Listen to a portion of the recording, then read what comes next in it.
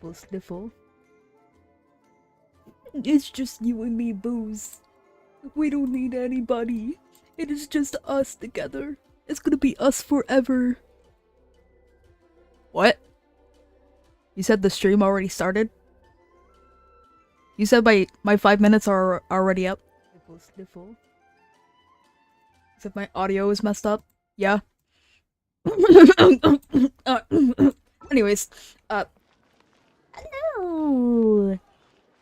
I wasn't having a little crash out over there, don't mind me.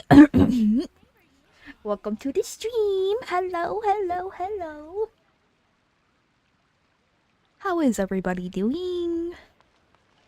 I decided to do a late night live stream around the evening. Cause I'm just in that mood, you know? Nighttime mood. Hi Nyla, how are you, Nyla?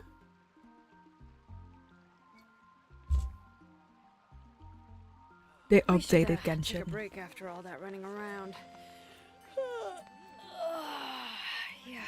They updated Genshin, so I'm going to look into it. I'm gonna do the Archon quest because I'm like way too excited.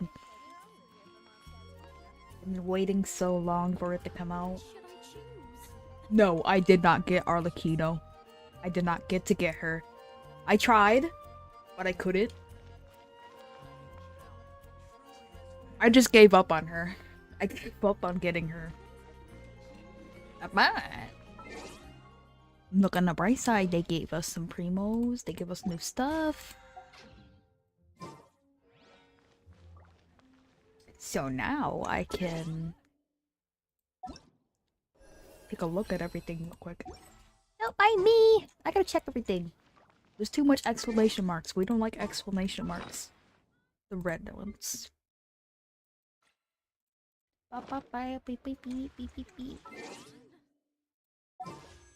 Ooh. Durin. Durin is out. The baby boy. The baby dragon boy. He came out. Venti. Venti again. Venti. Yep, Venti, yep.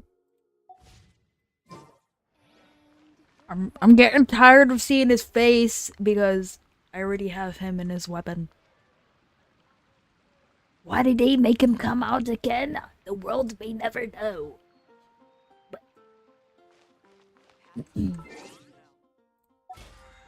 I gotta check all my stuff, all my daily stuff, and then I'm gonna get right into the Archon quest. New Archon quest.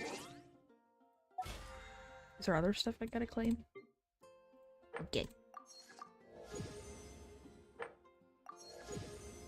Beep beep beep beep.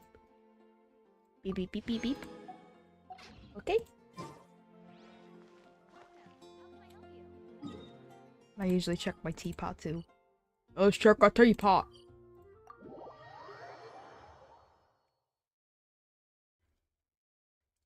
Checking my daily stuff.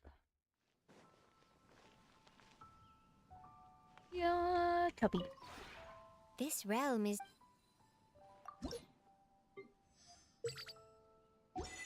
You know, I'm supposed to be waiting 2 days and then redeem all the stuff, but I just can't wait, you know. I'm very impatient. I'm a very impatient person. If you ever have... It depends on what it is. I am patient for some things. Let's go back to my homeland. I'm patient for some things, and I'm impatient for other things. Take a sip of my tea. I know everybody's usually sleeping at this hour, but this stream is for the night owls. Okay, now that I checked everything. Okay, that's right there. I'm so excited. I'm gonna click it. Go to quest. I sound like a gremlin.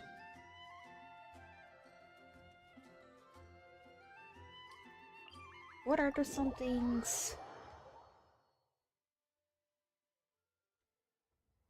Let's just say, if a character is coming out, it depends. If I really want to get the character, I will have patience. and I will grind the Primo Gems and all the goodies. But if it's a character I don't really care about, all my patience goes out the window. Yeah. That's how my brain set works.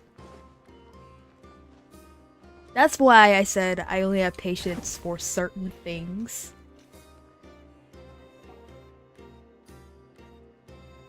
Thank you for waiting. I finished checking your adventurer handbook. Here are your commission rewards. We have no other urgent commissions on the books at present. Thank you for all your hard work lately. Perhaps you two could consider taking a vacation. Amazing! Paimon never thought we'd end up having downtime and not cry. Things were pretty hectic when we first got here. Everywhere you looked, it was either the wild hunt causing chaos or the Vatui stirring up trouble. You think so? It felt like this whole region was one giant slime in a barrel, ready to go boom at any moment. You're making me blush. You're making me blush. You're flattered. I'm so... You're flattering me. I'm flattered. We really have achieved a lot since we've been here, haven't we? Sure have. Things were looking pretty dicey, but in the end, we managed to turn it around. Whoa! Paimon just got deja vu. Oh, that's right. It's because we've done this like a million times now. Ah, yes. Are you two aware that the Moon Prayer Night is soon to take place? Oh, yeah! Llama told us that was coming up soon. Wait, why do you mention it, though? Do people in Nasha Town celebrate it, too? Paimon thought it was just for Moon Goddess worshippers. Also, welcome to the stream, by the way. I know, I welcome everybody new that comes into the stream. And I'm over here getting distracted by the story. You're partially right. Most people in Nasha Town just see the festival as an opportunity to do business. They do not concern themselves with the religious element. The festival was first celebrated by the Frost Moon Scions. On this day, they would wear moon prayer blossoms and celebrate the birth of the moon goddess through song and dance. They would also prepare food and handicrafts and give them as gifts to others. Over time, it became Nodcry's most lively festival. Oh, sounds like fun! I'm definitely up for it. Great! Well, in the meantime, since Catherine doesn't have any commissions for us, let's focus on some personal business instead. When we first got here, you mentioned that this was where your spaceship landed? We didn't get to follow up on it at the time, because we got wrapped up in that whole rare situation, but now we can finally start investigating it properly. Except, we have no idea where to start. Well, there's a saying Paimon's heard around these parts, which goes, if you lift up a rock, you'll find something you weren't looking for.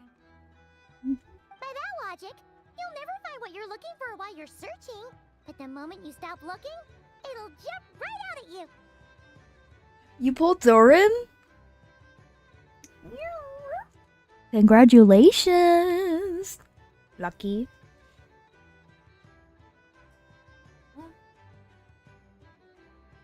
No, I don't think you did wrong.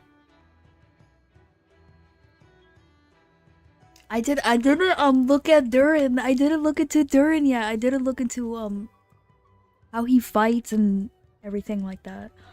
I didn't look into it yet because I don't want any spoilers. Could be worth a try though, right? Anyway, Paimon suggests we focus on other stuff we want to do for now, and just keep an ear out for spaceship-related intel as we go.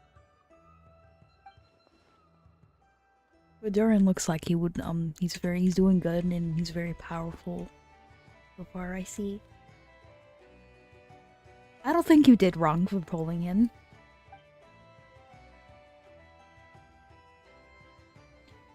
Oh, I was supposed to be reading. She used a huge amount of power in the final battle against Rarer, and has been much weaker since then. I don't know if I can do anything to genuinely help her, but surely a little chat can do no harm. One other thing that concerns me is, we've seen no trace of the doctor so far. What's wrong? He looks super serious all all of a sudden? I was just thinking about Columbina and the doctor. Huh? Paimon gets why you'd be concerned about Columbina, but what does the doctor have to do with anything? We learned back in Notland that he's been investigating the moon. Oh, that's true. And now that you mention it, we're Yeah, definitely overdue for a showdown with the Fatui.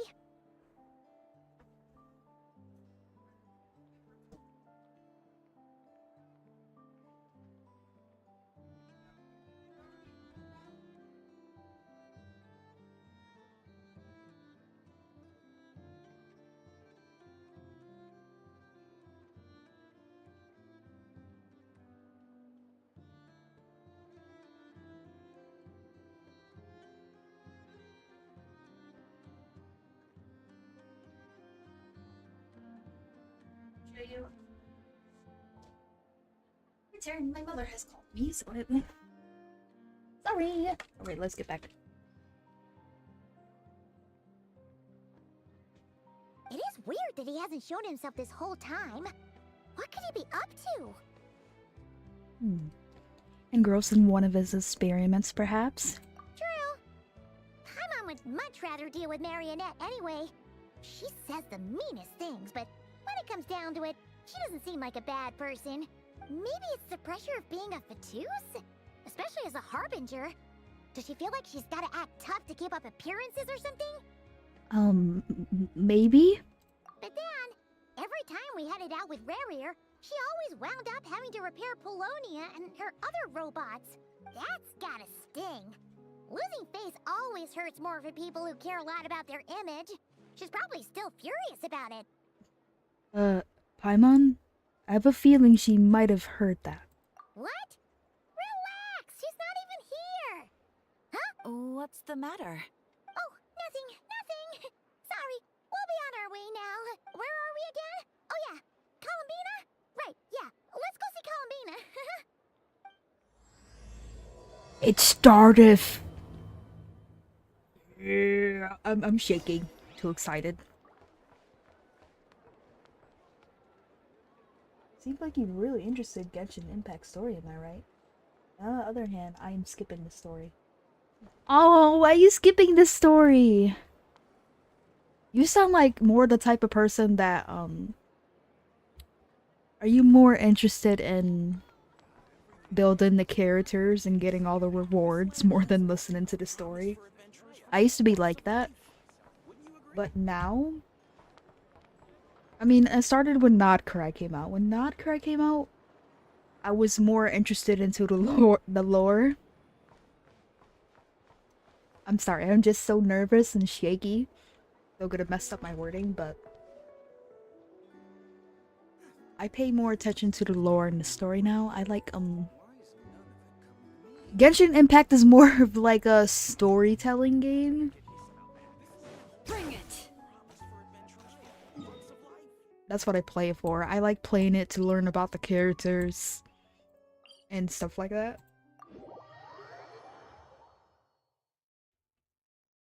Since I'm more of a story type of person and lore type of person, I am trying to learn about endgame modes in fighting. I'm struggling with that right now. Like building teams and stuff of that nature. You sound like a person that's more interested in building teams and fighting. Is that true? Because if you're skipping the story... Collect the balls, collect the moon balls.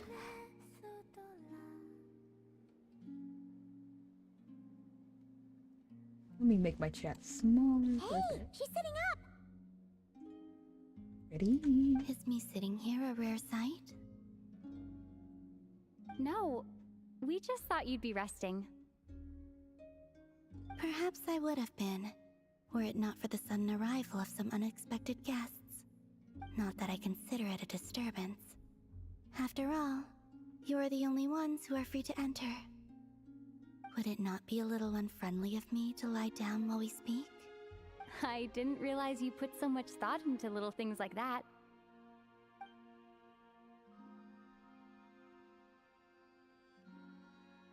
She descends.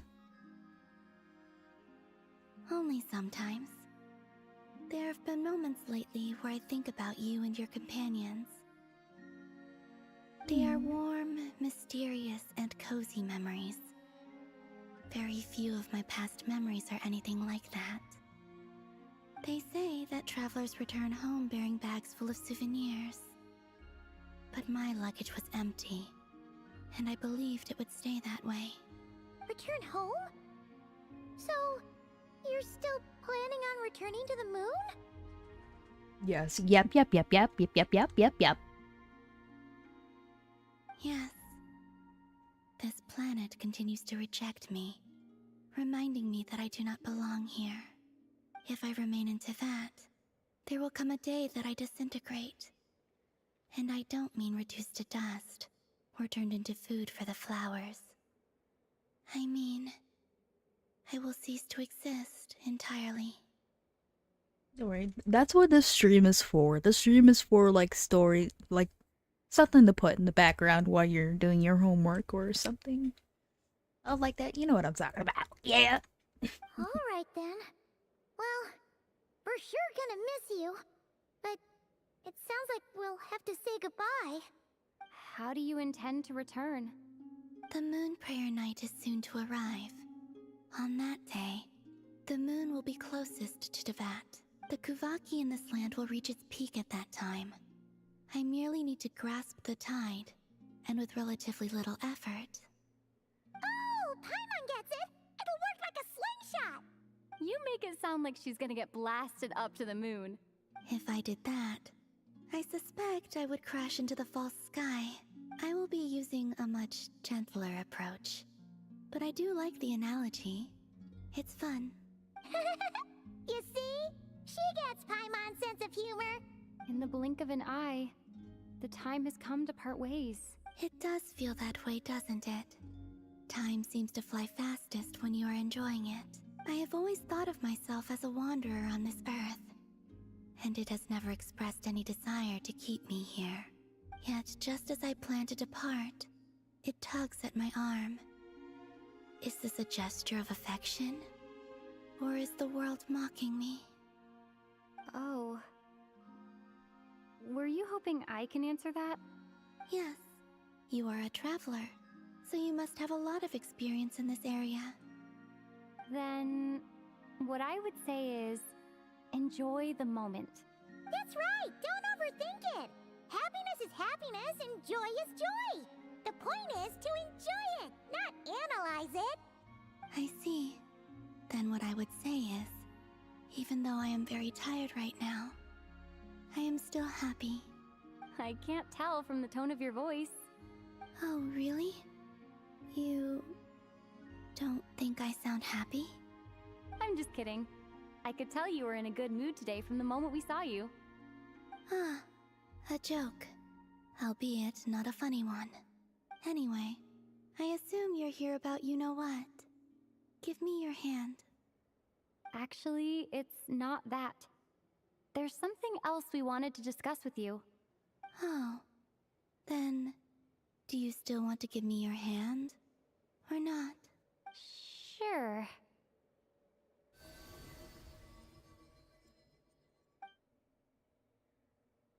Thank you. So, I've heard that in the moon prayer nights of the past, people here would hold celebrations in the moon goddess's honor. Since you helped so much in our fight against the Here of Solnari, I think you deserve a farewell party before you return home. I haven't asked everyone else for their opinions on this yet, but I'd like to invite you to join the upcoming moon prayer night. I've never joined a moon prayer night before. I'm not sure what I would even do. Oh, don't worry about that! We take care of everything! All you'd need to do is show up. Of course, there's no need to force it if you're not feeling strong enough. It's just, this kind of felt like a golden opportunity. But they call me Kutar, and the Fatui have an arrest warrant out for me. I shouldn't appear in public right now. Yeah, there will definitely be complications, but I'll make it work. You have my word. Yeah, we got your back! Well, she does. Paimon's actually not too sure what she's planning. yeah. She's wanted by the Popo. She wanted. All right, if you're sure. I will not refuse your invitation. I suppose it wouldn't hurt to pack a few more sights from this world into my suitcase before finally learning what my homeland looks like. I'm not sure why YouTube keeps retracting your messages. It's making me mad because I want to see it. I hope it's not inappropriate, y'all. Y'all not being inappropriate, right? I hope not. If you see Llama, please tell her that my answer to the question she asked me is neither yes nor no. Rather, it is, Hi, Carrie. there is no need. That was kind of cryptic, but sure. Guess it's between the two of you. We'll pass along the message. Bye for now.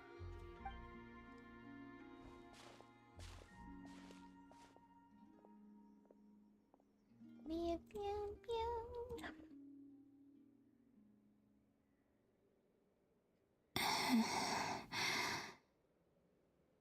And also, I do not know.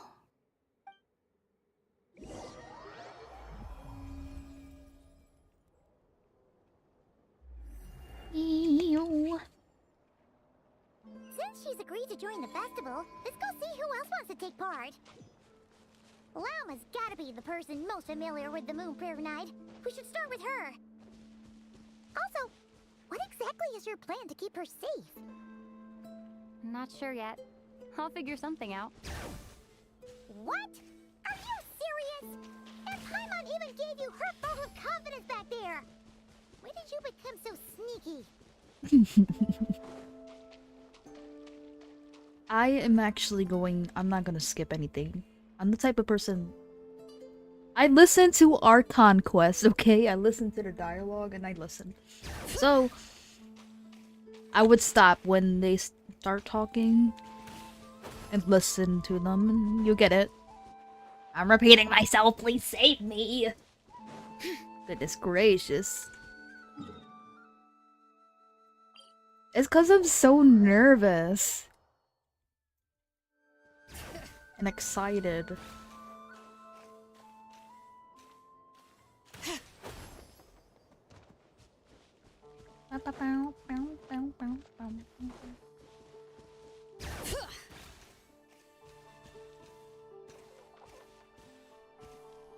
Let's walk ourselves over here. Warka! The handsome man! Hello! It's us! Huh? Varka? What are you doing here? Beats me. I had a bit too much to drink last night, and when I woke up, I was on Hisi Island. Mr. Varka is helping to oversee Nasha Town's preparations for Moon Prayer Night. He is here to go over some details regarding the decorations and custom cloth designs. Right, yeah, that too. What do you mean, that too? So, preparations are already underway? Yes. Celebrating this festival is a long-held tradition here in Nodcry. On this day, the crescent moon at the top branches of the verdant crest turns into a full moon, and the moon prayer blossoms bloom with a special radiance. It's an especially welcome event coming off the back of all that nasty business with Rare. Everyone got put through the ringer recently, and now they're looking to turn their fortunes around. Warka, I don't trust you. You were just there to smooch her, weren't you? You were just here to get smooches. The big shots in town all agree Big that liar. a big, lively celebration is just what we need to rebuild people's faith in this place. No wonder Catherine said that people weren't so bothered about the religious element. That's right. It's become more of a local custom by this point. The celebrations have little to do with whether the religious stories behind this event are true or not. Even the Frost Moon Scions are eagerly awaiting the coming of Moon Prayer Night, despite now knowing that their past beliefs were founded on a falsehood. That's fair. It's a bit like the lantern ride in Liyue. It's a chance for people to enjoy themselves, not debate the existence of the Adepti. Although, in their case, the Adepti definitely do exist. Oh, one other thing. We just went to see Columbina. We went ahead and invited her to take part in the festival festival this time. Hope it's okay. Wait, so... you mean she agreed to it? Huh. That's quite a surprise. Then I suppose that she intends to return to the moon on that day. Oh yeah! It's kind of a complicated process, but basically, it's like a slingshot. She probably shouldn't have endorsed your metaphor. I understand. In truth, I had a feeling that she might make such a decision. Well, if Kuthar has decided to participate in the festival, we should prepare accordingly. Yeah, exactly. She was saying how it could be risky for her to show her face in public. We were wondering if there was any way we could hide her. Unfortunately, the people who carved the statues did an excellent job of capturing her likeness. It will be very challenging to hide a goddess whose face everyone is so familiar with. Darn! We may have bitten off more than we can chew here. Nah, don't sweat the small stuff. We can handle that. Huh? Are you saying you have a plan? Not as such, no, but the most important thing with a festival is to keep the mood light and your spirits up. You can't go preparing for a festival with those long faces. You'll never convince anyone to enjoy themselves. The Mondstatter spirit is strong with this one. As it happens, I agree with Mr. Varka. Let's start by making our appreciation for Kuthar the beating heart of the festive atmosphere. And who knows, once we get the ball rolling, perhaps everything will just fall into place. Hey! Did you catch that? Llama said the thing! Or close enough at least. I'm looking forward to the Moon Prayer Night already. We have a festival in Mondstadt called Windbloom, and you can always tell which couples are celebrating it for their first time by the smiles on their faces. Big, beaming smiles like their whole face is glowing. And I have a feeling we'll get to see that same smile on the Moon Goddess's face at this festival. Not quite the same, surely. It's like couple smiles. Anyway, I'll take care of business in the city, but I'll have to leave the decor up to you and the Frost Moon Scions. No one else can capture that traditional aesthetic quite like you guys. But lastly, there's the final key element that brings the festival to life. Companionship. We'll take care of that part. Before you leave, let me show you something that we've been preparing. Mr. Varka had asked to see it already, so you may as well tag along. Also, I have some further questions about Kuthar's decision.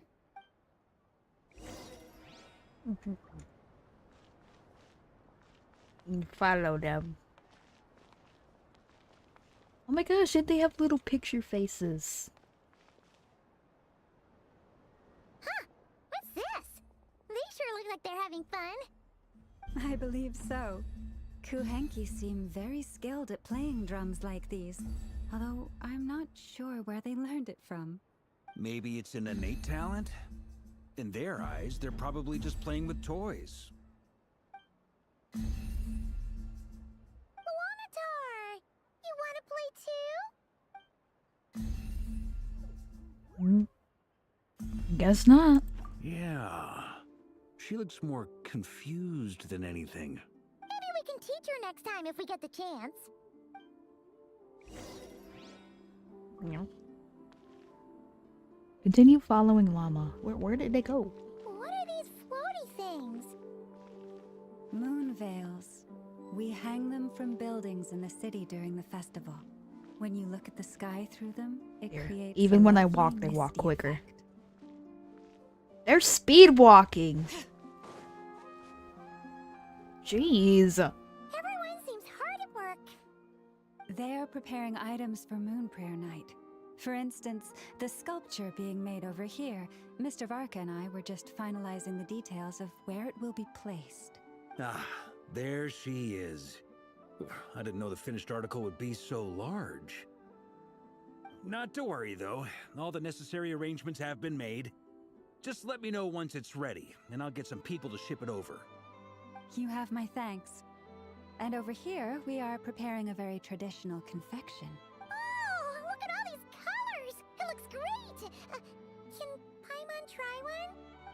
Of course. I have a feeling you'll like it a lot. You bet! Sweets and treats are Paimon's favorite! If you included those in the Feast of the Moon, I bet Paimon would have joined the Frost Moon Scions by now. There will also be verdant crests like this present in Nasha Town during the festival. The timing of Moon Prayer Night is not completely set in advance. We make a rough estimate, then observe the changes in the verdant crests and moon prayer blossoms to guide us.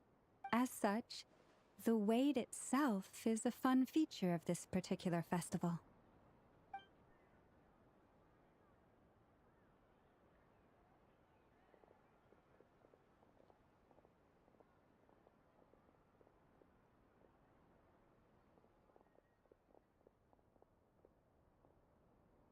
Let's talk here. To tell the truth, I am very surprised to hear that Kutar is willing to participate in the festival. I once asked her if she'd be willing to stay with the Frost Moon Scions. I could introduce her to everyone, and we could be a family to one another. She did not answer, but she has not appeared here since. I took this to mean her answer was no. But if that were the case, she would not have accepted this invitation. Speaking of answers, she asked us to pass along the message. There is no need. Ah, I see. Maybe she is right. Maybe the Frost Moon Scions of today no longer need a moon goddess. But my wish was not for her to come here and be worshipped as a deity. I simply wanted to offer her a place to stay. I'm sure she believes that showing herself here might invite Fatui intervention, and as such she does not wish to cause us trouble. But what really pains me about all this is that this is her birthplace. She ought to belong here, yet no one has been able to grant her shelter. I think I'm qualified to weigh in here.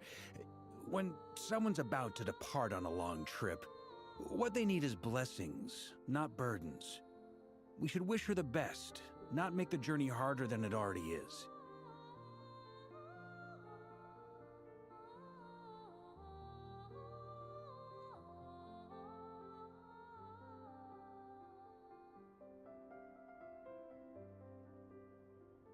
Anyway, she's agreed to attend, hasn't she? All we need to do is simply respect her decision. I see your point. Yes, she will soon depart after all. Our job is to leave her with some happy memories. Besides, who's to say her journey to the moon is a one-way trip? It's not like she can't come back and visit if she wants, right? Paimon agrees wholeheartedly. Festivals are all about having fun, so let's keep it simple.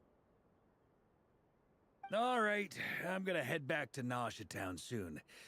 Want to come with? I'm guessing you have some other folks to visit there. Sure thing, let's go! Bye for now, Wilma! Thank you all. Goodbye.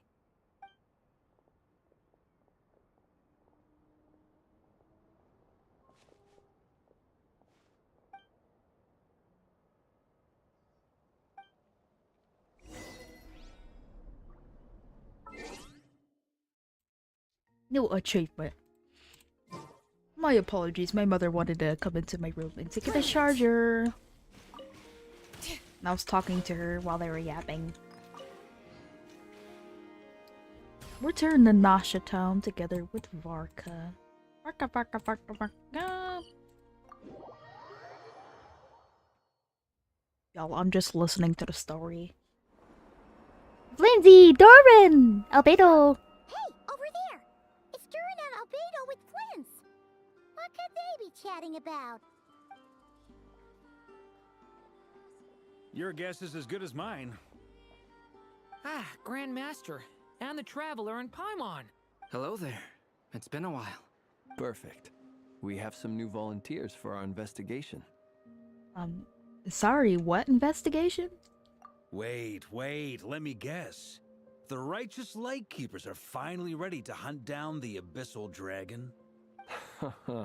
Yes, that too. Hey! Why does everyone keep saying that too? Well, to be precise, the facts match, but not the causality. Wait, so I guessed right? Half right. Don't act so impressed with yourself. Maybe I can explain. We ran into Mr. Flint's north of Town.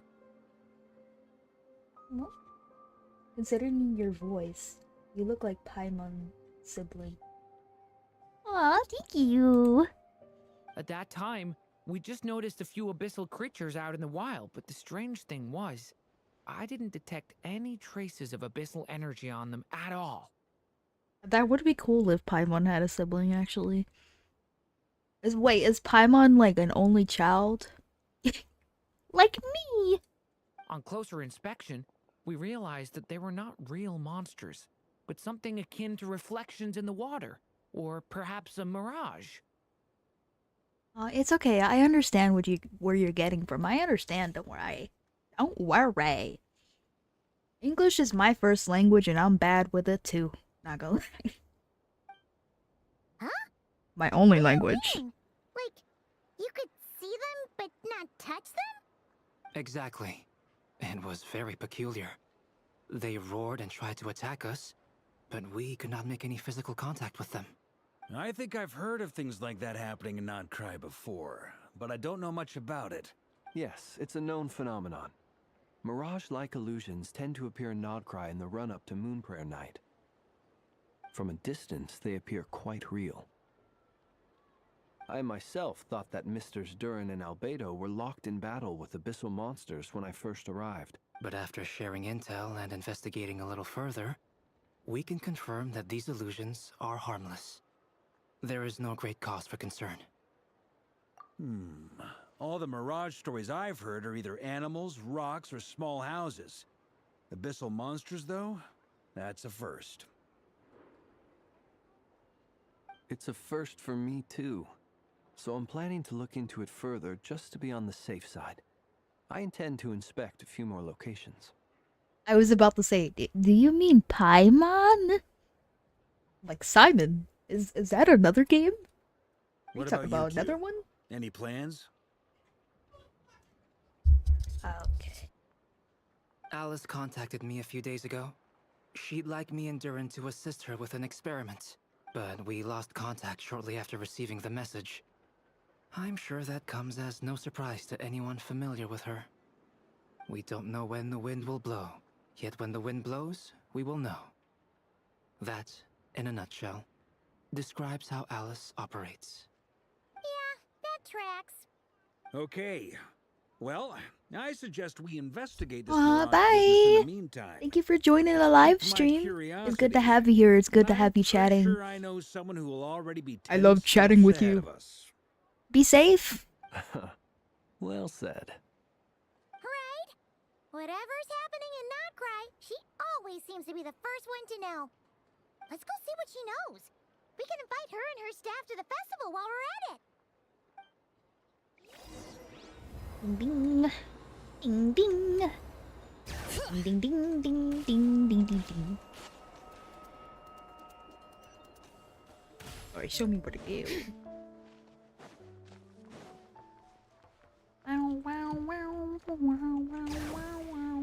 Am I going the wrong way? It looks like I'm going farther away. I see the number getting higher and I'm like, this ain't right. This ain't right at all. Let's continue the story. What? Yanfei's here. Say what? What are you doing here, Yanfei? I'll try to do this whole thing in one night.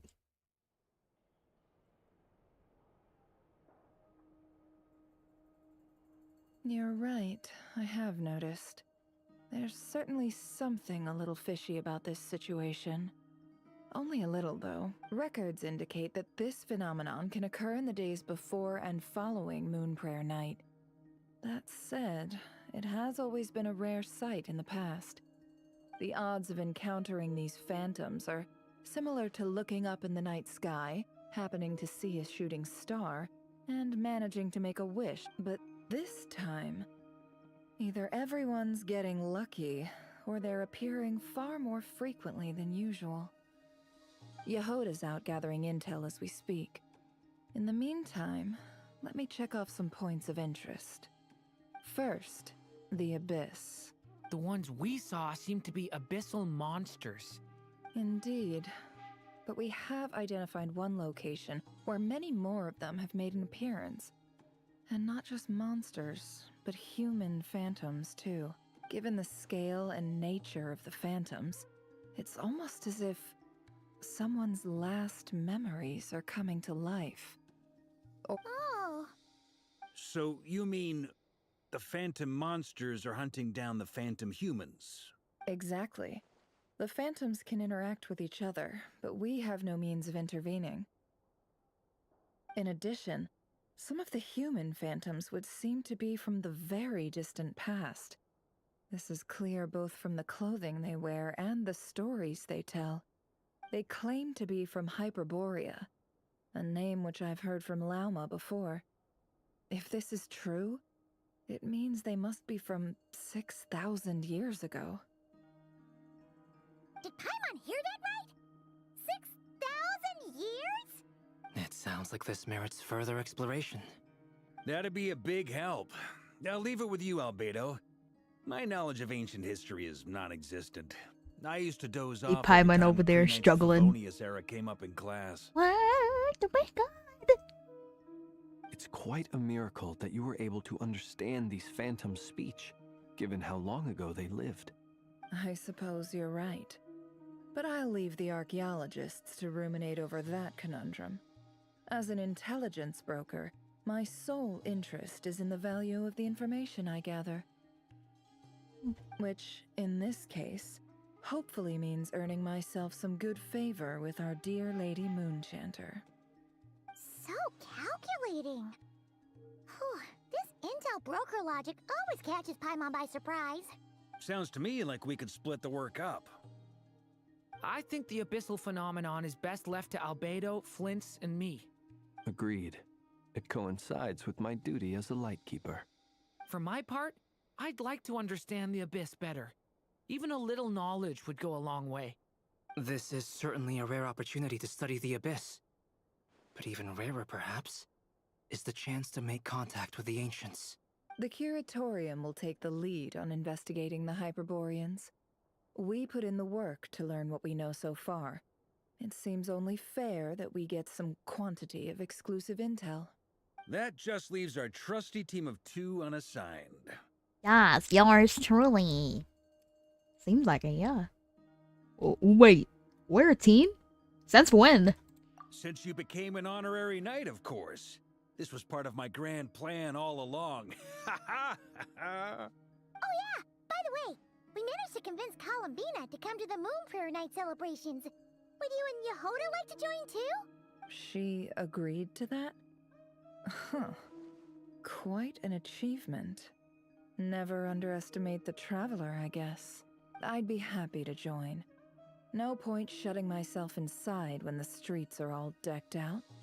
I doubt any clients will be visiting during the festival in any case. And Yehoda loves a party. So I'm sure she'll jump at the opportunity. No, no, no, no, no, no, no, no, no, no. Here she comes. Way to contradict me in front of... Wait, no, that's not what I have bad news, boss. So many people. All right, everyone inside, quick. Oh, she's running fast. This is gonna sound crazy, but hear me out. I saw one of those phantoms at Star Sand Shoal, and it was some sort of flying ship. You know what she reminded me of when she was running? Those who watch Smiling Friends, you know how they run and go crazy? That's what she reminded me of. Like a spaceship? A spaceship at Star Sand Shoal? That's gotta be the one you came to Tibet in. You said you saw the same thing through the moon marrow, right? Huh? You already know about it? Ugh, I thought I was gonna blow people's minds. Turns out I'm the last to find out.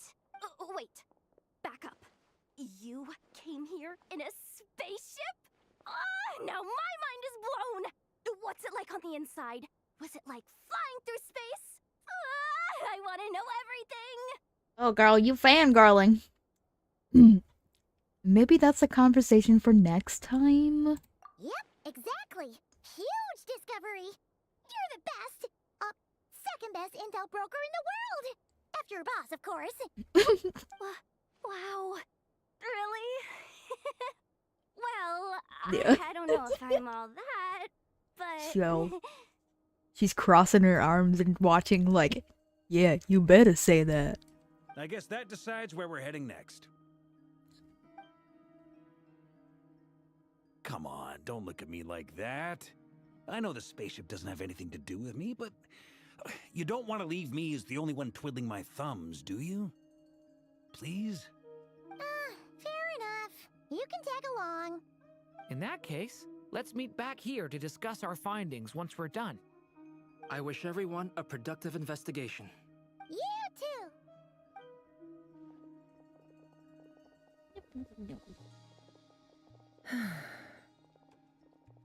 What's up, boss? Aren't we gonna head out? Tell me, Yehoda, when did the curatorium start giving out intel for free? Oh, sorry,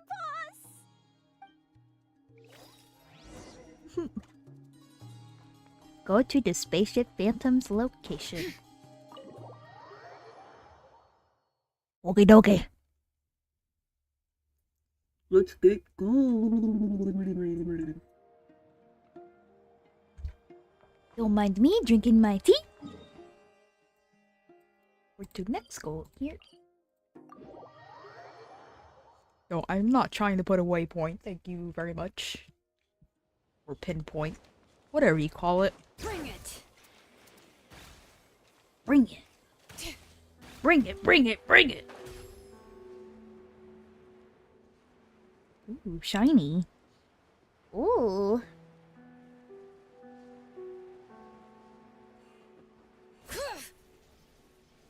Gonna plunge right down there.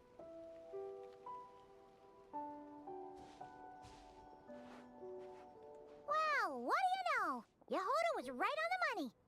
This Phantom really is your spaceship. But that's so weird. Why would it show up here? Is it some kind of projection? Or a ghost? Like, maybe it no longer exists. But somehow it left an afterimage? I'm not sure either. Ah, you're already here. Miss Lauma, what a surprise. I thought you were busy with festival preparations. I was, until one of our people informed me that a strange sight had appeared at Star Sand Shoal. No one's ever seen something quite like this before. I thought I should see it for myself. Yes, Ribbons, this is a new quest that just came out. This is a new Archon quest. It's Song of the Welkin Moon. Same here. Oh, 5? we heard that these things appear around the festival period. Any idea why that is? Unfortunately not. We have very limited information about them, since they can't be interacted with. And no human phantoms have ever made an appearance before now. The most we've been able to deduce is that these sightings appear to be connected to the increase in Kuvaki energy around this time. Let's look around and see what we can find out. Yeah, seems like that's all we can do. This is all so confusing. Allow me to lend you a hand.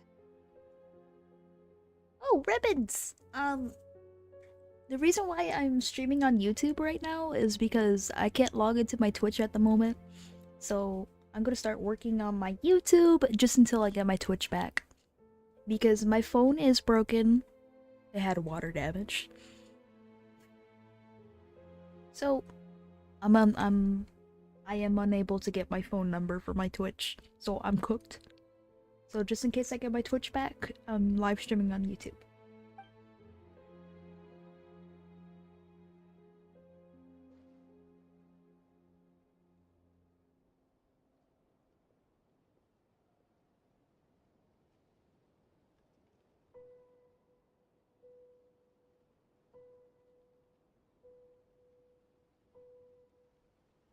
Uh-oh. Uh-oh.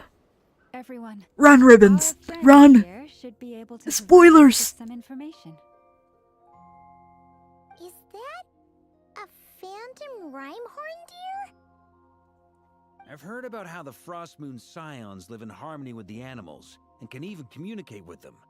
That's coming in handy now, for sure. Okay. Yes, I understand.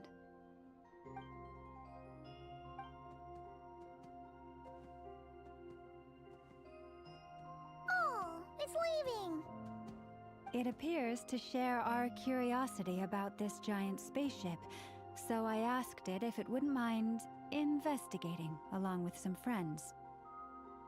In return, I told it about some nearby spots where the wild fruit grows abundantly. We may live in a different era from these phantoms, but I trust that the terrain, climate, and ecology here are more resistant to the effects of time than some things are. Hello, everybody. This is a spoiler warning. Spoiler! Let's give them a moment and hope for the best.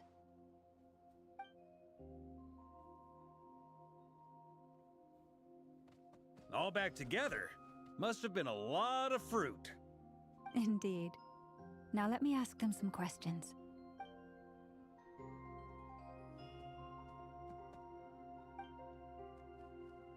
It did find a lot of wild fruit, enough for them to feast for a long while.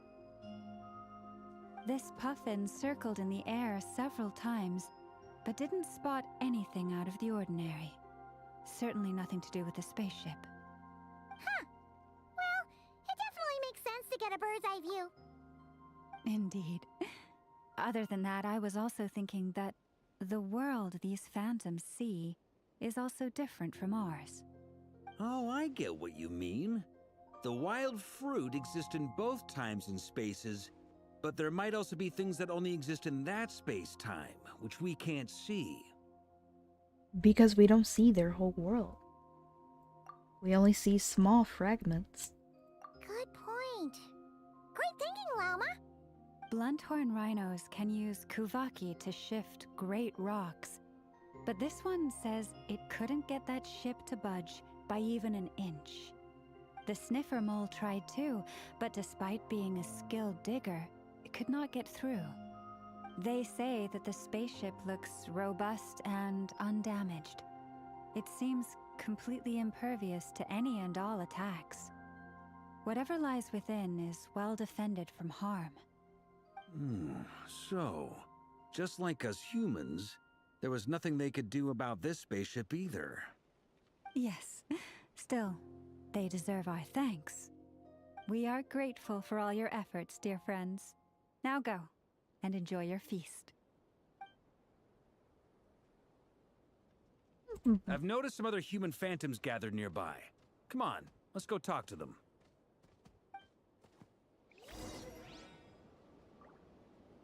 Beep, beep, beep, beep, beep. Join Vaca in communicating with the phantom.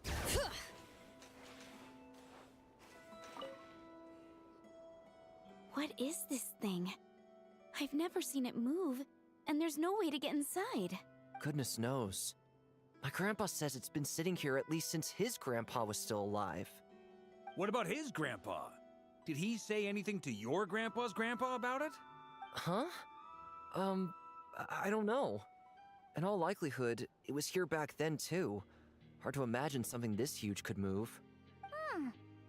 Guess that means that as far as they're concerned, this ship's been around a long time. Yeah. Okay, it's been a long time since I live stream on YouTube, so I'm not used to adding the command. There's like command bots. I'm not used to that on YouTube. I still gotta get used to it. I'm still learning. But on Twitch, I'm more used to Twitch because I stream on that more. Come on, brothers. If we can get even a small chunk off of this thing, it's gotta be worth a fortune. Today is the day we strike it rich. Huh? You mean Paimon? Yes, brother, I shall join you. Let's make our fortune. We should go with them. What the? This thing is crazy tough. I can't even scratch it. What's it made of? Sorry, brother. Looks like we'll have to seek our fortunes elsewhere. Enjoying yourself? I was just seeing if I could influence this phantom's perception by playing. But nope, no dice. I'm sure we're all starting to build up an idea of what's going on here now that we've spoken to some of the people. These phantoms are reenacting real historical events in Nodcry. It's almost like we're in some kind of interactive stage play. We can talk to the actors, but the plot is fixed and we can't influence it. It makes sense. History is set in stone. The objective facts of the past cannot be changed. Paimon totally thought you were just goofing around earlier. But actually, you were doing some serious investigating. Of course I was. Anyway, at this point, I think we're forced to conclude that although the Phantom spaceship is right there in front of us, we aren't going to learn much about it from these people. If only to show the moment when my brother was searching for me. Maybe then I could have discovered why he wasn't in the spaceship. Or if it showed the moment when it disappeared, I might have found out who was piloting it and where they were headed. But no such luck. All we've seen is an arbitrary moment in time during this long stay here. Don't be discouraged. If nothing else, this is proof of the ship's existence. And think about it. So many people tried to hack their way inside, but no one could get the door open. It's made of very tough material. To me, that says that we'll either find the ship itself or the story behind it. It's just a matter of time. Thanks, Varka. You're a OG. You're a G. Huh. Every now and then, when Varka gets serious, he actually does seem like Grandmaster material for once. I wonder how the others are doing. Let's head back for now. Sounds good.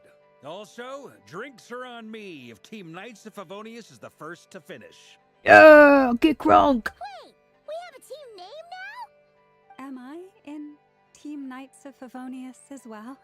You're very welcome to join. We've even got a cathedral ready for you. Isn't that technically blasphemy? You wouldn't dare make a joke like that if Barbados was in earshot. Nah, I'm sure Barbados doesn't mind a little harmless blasphemy once in a while. I have a weird habit of shaking my mouse and going like, woo, woo, woo, woo. Oh, no! Get away! Oh.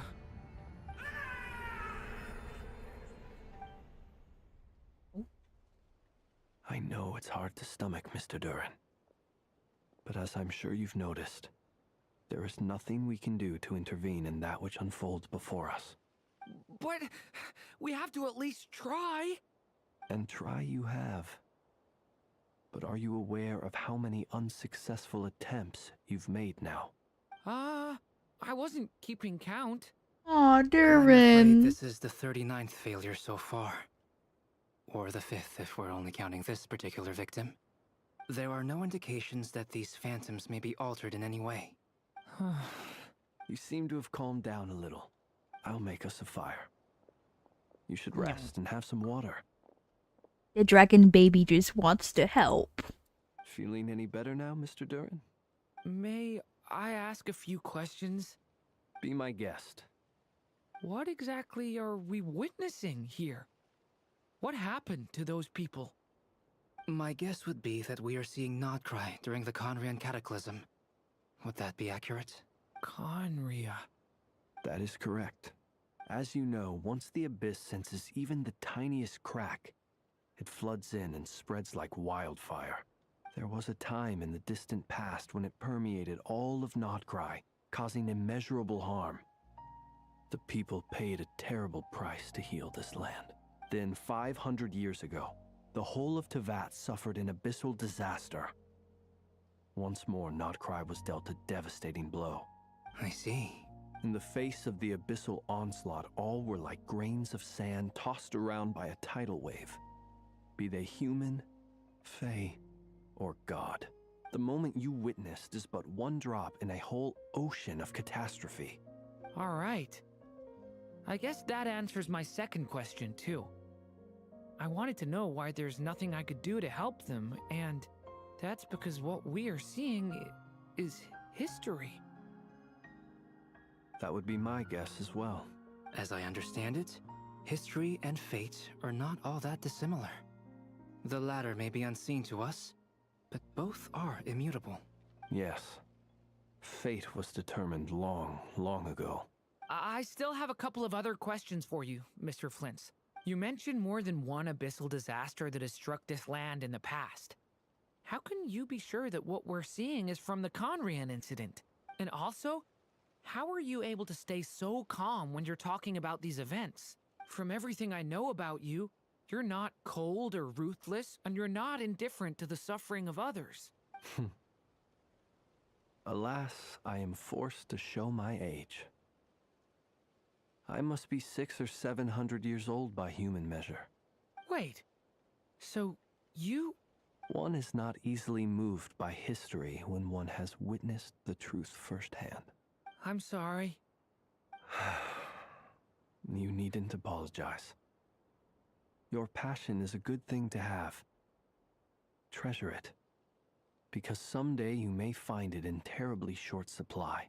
Now, at the risk of offending you, I have a question in return. Your curiosity toward the abyss, is it born from hatred or because you sense its call? I only ask because I kept a fragment of Rarir's body in my lantern for a short time. Specifically, his heart. So I know what a burden it can be to carry the abyss with you.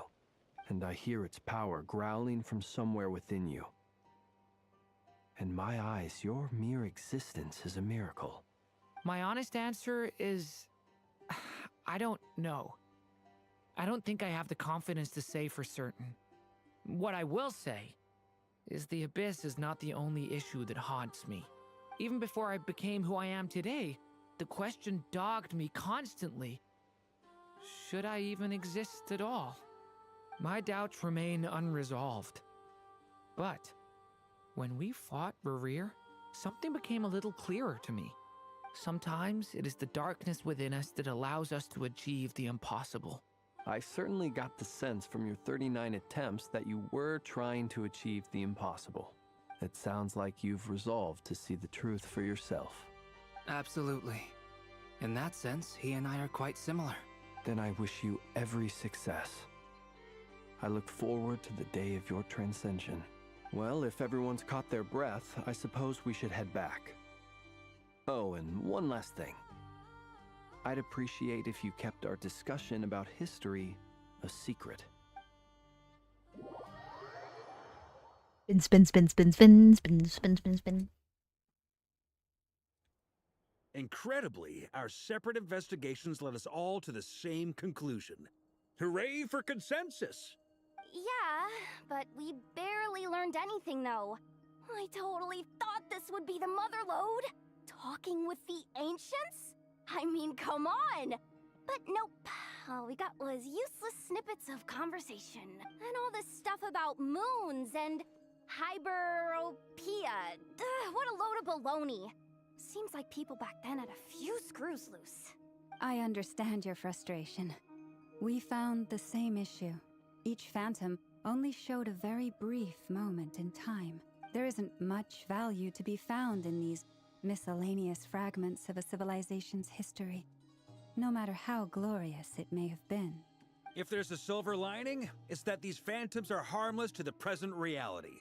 They shouldn't get in the way of the festivities. Paimon agrees.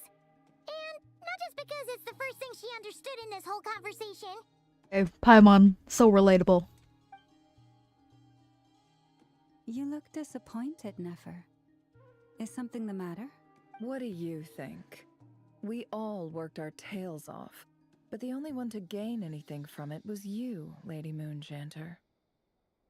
Well, please do share the Hyperborean records with me. I will gladly inscribe them in our people's documents. Oh, duh! Yeah! That was it! Hyperborea!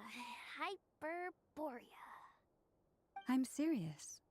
Only an expert in the Frostmoon Scions and their history can turn these records into valuable research material. The alternative is to let them gather dust on the Curatorium's storage shelves until the pages turn yellow. Nefer, you're wise enough to know that cooperating and sharing the profits is the best course of action here. Well, that goes without saying. Huh? But didn't you say we aren't supposed to give out intel for free? Sorry. Shutting up. Now is not a good time to push Nefer's buttons. Anyway, back to Moon Prayer Night. I'm thinking that we should prepare something a little special, aside from the usual decorations and so on. You mean a parting gift? Can't go wrong with food. Although, does food go bad on the moon? Perhaps a lantern would be a better choice. It might be dark up there. It could prove difficult to light a lantern on the moon. Magical stones might serve that purpose better. What about a clockwork mecha model from Fontaine? I've got a whole bunch at home. I use them for fighting practice in my free time. None of these sound like things she would be even remotely interested in. But we don't interact with her enough to know what she likes. Yeah. It would really save us the guesswork if someone could find out what she's into. Wait, what the? Traveler? They're all looking at you. Okay, I got it. I'll find a chance to ask her. Great! Haha, problem solved. Now, I need to stop by Dory's. Gonna need her help sourcing a bunch of stuff for the festival. Then let's leave it there for now. We all have our own business to attend to. Traveler, if you find out what Kutar likes, let us know right away. Gotcha.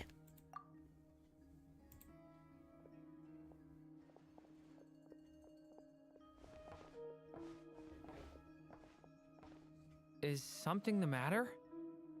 That's my line, Durin. You seem a little down. I'm fine. It's just... I'm still feeling a little rattled after witnessing the horrors of the Abyss. Yes, Barker looks so good.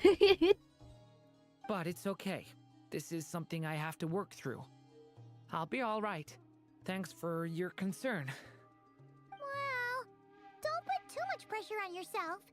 If you ever feel like something's wrong, physically or mentally, we're here to talk.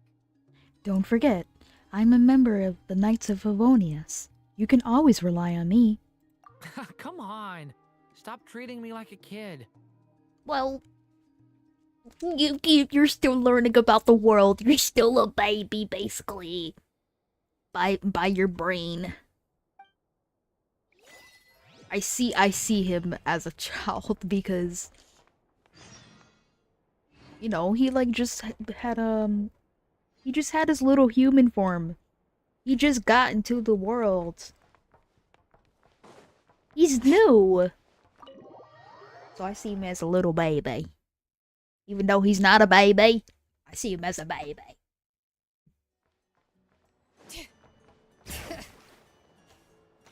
He's still learning about everything.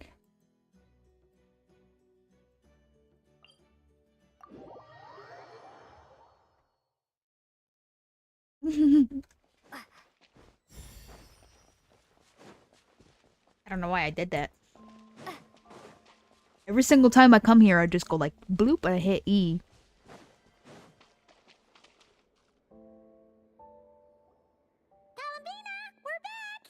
Huh? She's not here. I can't sense her presence at all. Weren't there a few Kuhenki here last time too? Where did they all go?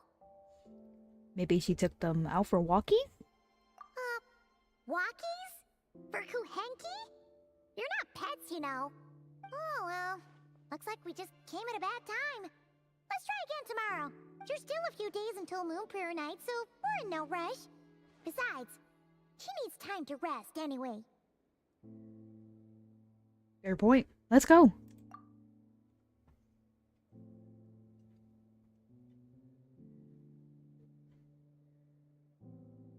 Kalamina, are you back yet? I am on America's server. Oh, how strange. Looks like she still isn't here. This is a bit odd. Right? It's not like her to spend so much time outside.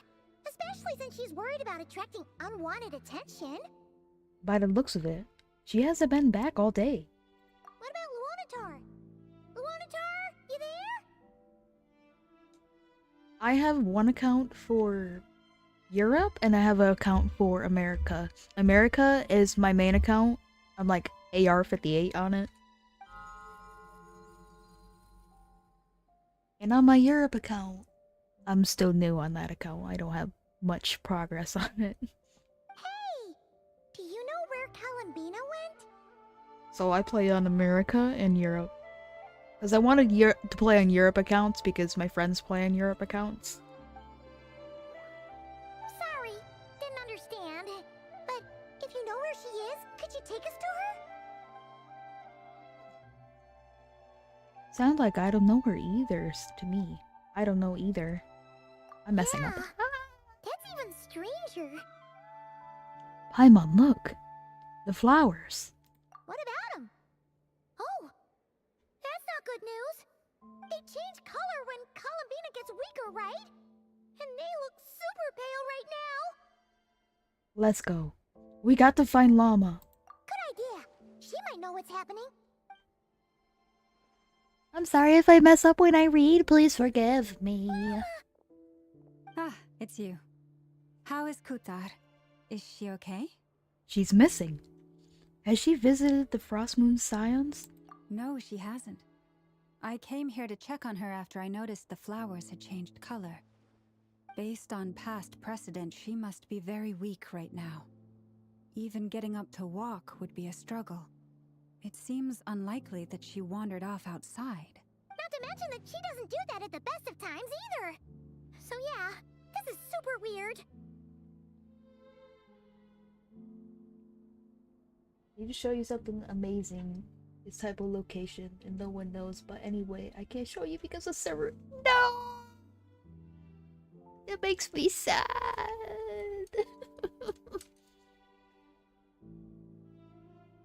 Hey, you can still talk about it though.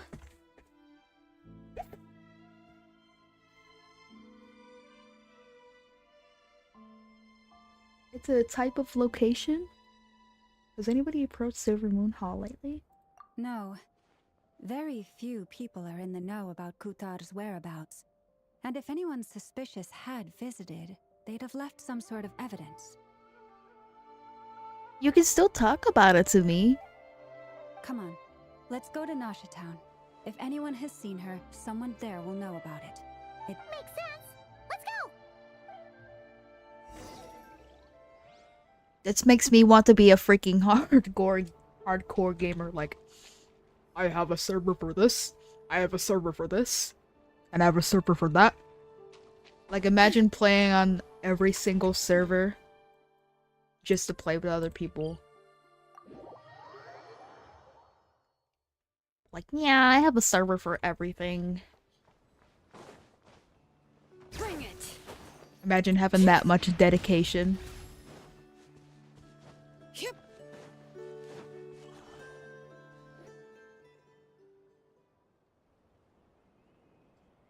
Wait a moment. Is it just Paimon, or is this stall kind of suspicious? It's never been here before, right? No, I don't recognize it. Alas, your free and easy adventure time is over. Now, prepare to face the final boss of Nod Cry. Whoa! Where'd that voice come from? Who's that? Not sure, but it's definitely hostile. No, no, no, not that way. The final boss is right here. The sniffer mole? That's the final boss? Surely not. Also... Are they gonna show Alice? That voice is a little familiar. Okay, the jig is up. I'll stop Alice? teasing you. Turn around. Alice? I'm right behind you. It seems Alice! quite an indelible impression, even though you've never seen my face. Oh my god, she's Nothing could gorgeous. make a great mage more pleased with herself. Great Adventure of Realms, Dodo King, Defender of Old Mondstadt, etc. Oh my gosh, she's so pretty. I knew it. You're a gorgeous Slay Queen. What is going on? I've heard that all the big shots in Teyvat have long, wordy titles that stun people. Oh my gosh, look at her hair. Entrance. It looks like she has a little feather on top of her head. Oh my god, that's... Unfortunately, none of them are affiliated with the Hexenzirkel, and we ourselves keep a very low profile. The notorious name-dropping doesn't quite work for us. Still, I, for one, think I'm really quite amazing. So that didn't stop me from coming up with a title anyway. Alice finally makes her appearance. Alice? It's really you this time? Not a lantern or a dodoco, but Alice in the flesh? Oh, that's right. So, what do you think? How does it feel to finally meet me? I'm so happy. You look just like Klee. Oh, that's the first thing you thought. A little surprising, but that actually makes me very happy. Yes, she gets it from her mama. Because that means that when Klee grows up, she'll be just as stunningly beautiful as her mother. Yeah, she will. So she's a friend of yours? Kind of. This is actually the first time we've seen her in person. I see. Madam Mage, that was, quite a powerful entrance. I certainly won't be forgetting it anytime soon. It's okay, Lauma, don't force it. Paimon will do the honors. This is Alice from the Hexenzirkel. She's a friend of ours. And of Arcus, too. She's like so lost. She's like, what is going on here? She helped us a lot in the past. That's right. She's a good person, just kinda unpredictable. She's a snaky snake. Well, what is the human heart if not unpredictable? If we could not do as we please, how would we differ from machines? I am Lauma, Moon Chanter of the Frost Moon Scions. It is a pleasure to meet you. Oh, I know. Before you got here, I spent a good, 15 minutes getting up to speed on Nodcry's present situation. In other words, I've read the whole in the last... Look at her hat. Skip the pleasantries. Oh my goodness, her design is so beautiful.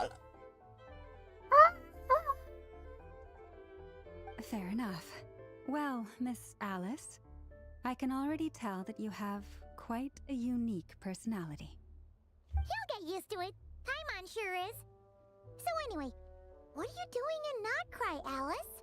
Oh, I thought I told you already. This time, I'm the final boss. And what a formidable foe I shall be. Powerful, confident, decisive, and good luck finding my weak spot. You will never succeed. I'm going to send a formal request for Jean to put you in solitary. Oh, drat! My one weakness, and you found it in an instant. Fate has been dealt a devastating blow.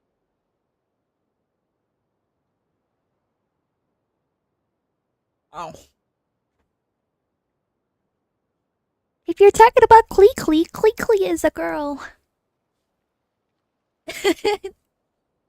Oh yeah, she left Klee at a place where a drunkard is a god. Yeah. Thus falls the great Dodo King. Why are you playing along with this nonsense? For funsies, of course. What's wrong, Paimon? Are you disappointed in me? Am I a gigantic letdown? No, it's just... you seem like a busy lady. And this is the one time you've shown up in person. Paimon figured it would be for something more high stakes than just goofing around. You're quite right. I'm here in Nodcry because something big happened. Something big enough it caught the attention of the Hexenzirkel. I mean, does she trust Venti? It concerns the 3 moons, Leaving her Teyvat's daughter borders, with a and drunkard? of course, the moon goddess you are currently searching for. You know where Columbina is? Kind of. Why don't we discuss this over a pot of tea? My main reason for coming on this trip to Teyvat was, of course, to have some fun.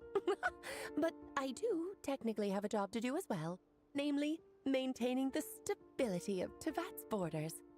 I'll skip over the complicated parts, but to sum it up, abyssal energies are all that lie beyond Teyvat's border. We'd find ourselves in a real pickle if they ever made it through.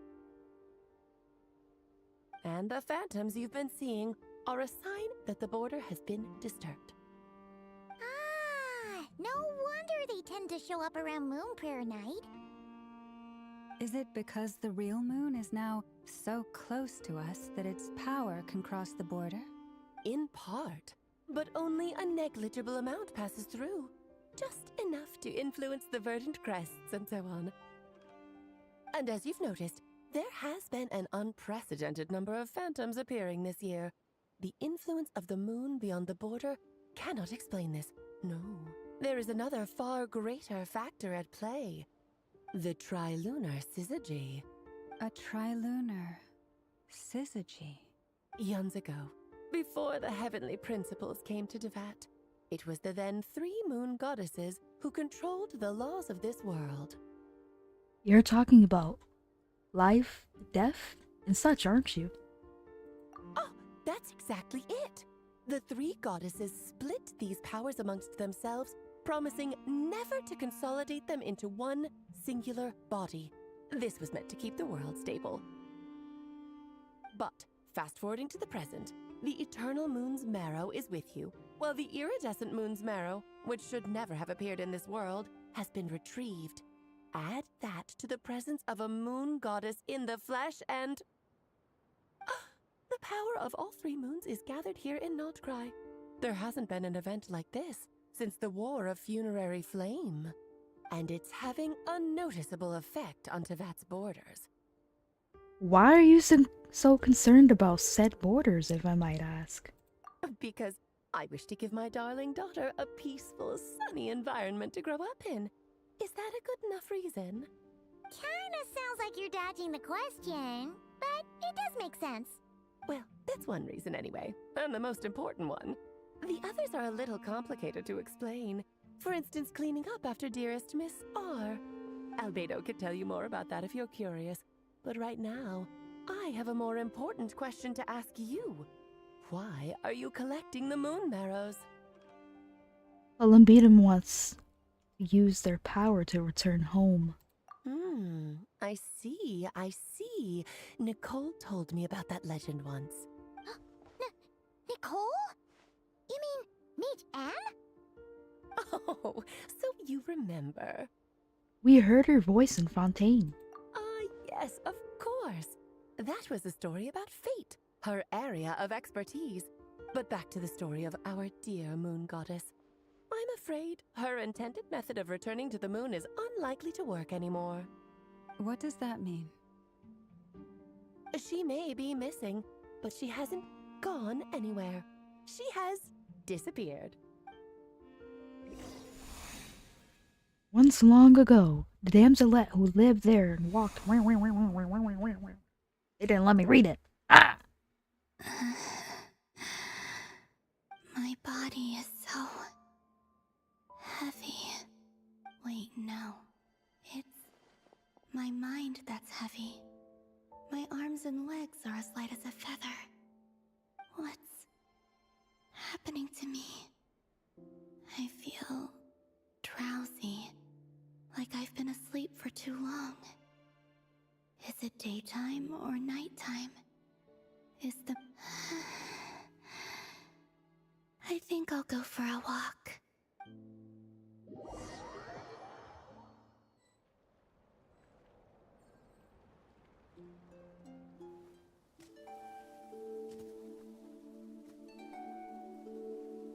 Are you out for a walk too? Huh?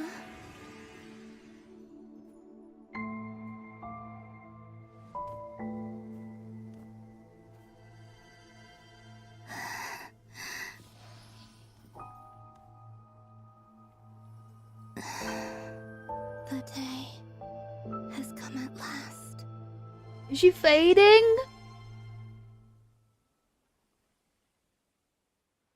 No! Have I grown so weak that I can't even sustain my physical form? But Moon Prayer Night is nearly here. I was so close to returning home. Death is near. Is this how it ends for me? Will I return to the moon after I disappear? Or...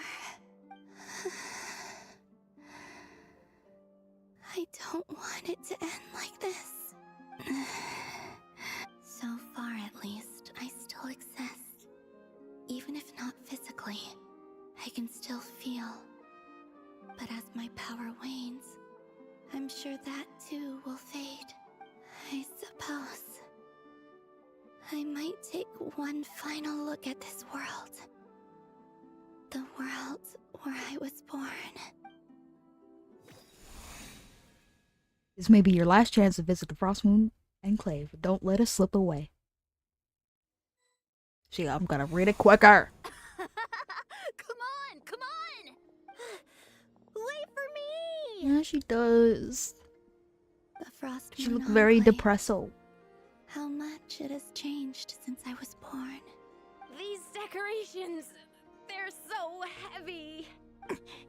It's times like this when you kind of wish men could be priestesses and acolytes. How fascinating. I've never had the chance to be privy to people's private lives in this way. In the past, people would get so solemn and serious the moment I showed my face. Like they were frozen stiff. Karina, Lametti, it's time to eat. Coming. I want to watch them a little longer.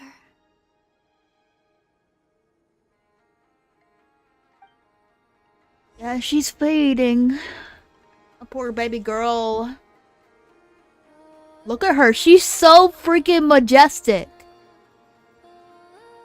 I'm just gonna admire her walking for a bit. Look at her.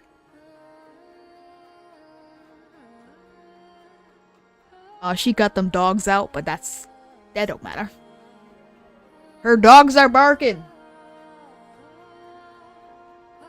So just fill these balloons with air, right? Yep.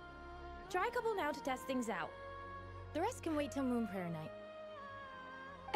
Think fast. Rita! Teasing an acolyte of the Frost Moon Scions? Surely that's a punishable offense. Take this! Huh? Alright, enough horsing around. Lady Lauma gave us a task. We should get back to it. The task is just to check that the balloons don't leak, right? Doesn't matter if we fill them with air or water. Okay, you got me there. And you got me there. But still, we can't use all the balloons before the festival even starts. We won't use all of them. And as long as Lady Lauma's trusted acolyte doesn't snitch, this can stay as a little secret between friends. A couple more can't do any harm, right? Oh, you menace. Then, think fast! Is pumping a balloon full of water really so much fun?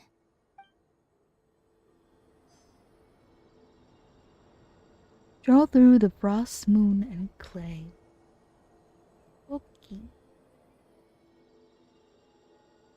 Columbina. Oh my goodness, she's so pretty.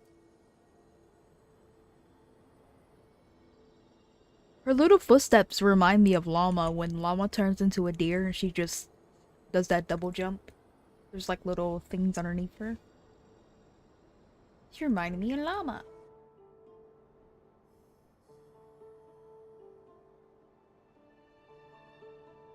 I'm sure you're both tired from playing all day. Come on, eat up.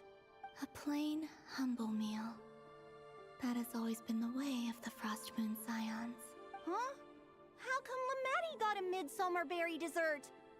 Oh, I always get Lockaberry. I don't mind sharing. You can have a bite of mine if I get to have a bite of yours. Hmm? They're sharing food? I've never shared food with anyone before. Bye! Even at the Harbinger tea parties. Srry, everyone see just ate you. off their See you, own plate. Harry. And You when have I a didn't wonderful share night. Food offerings from the Frost Moon Scions, Or day. they'd leave the leftovers out under the moonlight for the animals to claim. Hey! That was 2 bites! Oh, then you can have another bite of mine. Oh, you too. Oh, don't fret now. Here, have some of Granny's too. So this is what it means to be family.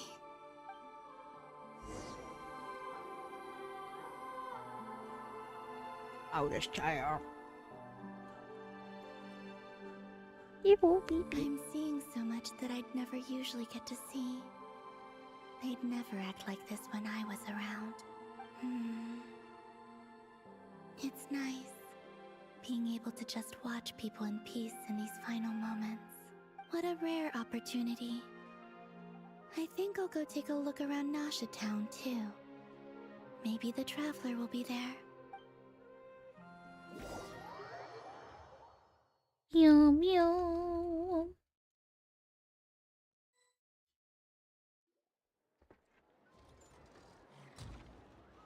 After the War of Funerary Flame, the Moon Goddesses were no longer recognized by Teyvat.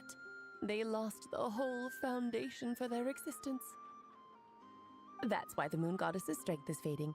She cannot withstand the world's rejection of her. It's just like what Columbina said. The world itself is rejecting her. To be more pedantic about it, the Moon Goddesses did something to offend the heavenly principles, and that's why they were ousted. Something of a recurring theme in Teyvat's history. Theoretically, speaking so candidly should put me in their crosshairs too, but they can't tell me what to do. I'll say whatever I want. Anywho, the Moon Marrow energies were but a drop in the bucket for her, and that battle against the Ray Hare of Solnari only weakened her further. Fortunately, it happened close enough to Moon Prayer Night when the Kuvaki concentration here is high. That's the only reason she managed to survive this long. What do you mean, fortunately? You said she disappeared. We're too late. Oh, what a headache. I thought this was all common knowledge. I guess I have some more explaining to do. Okay, buckle up. It's time for another lecture.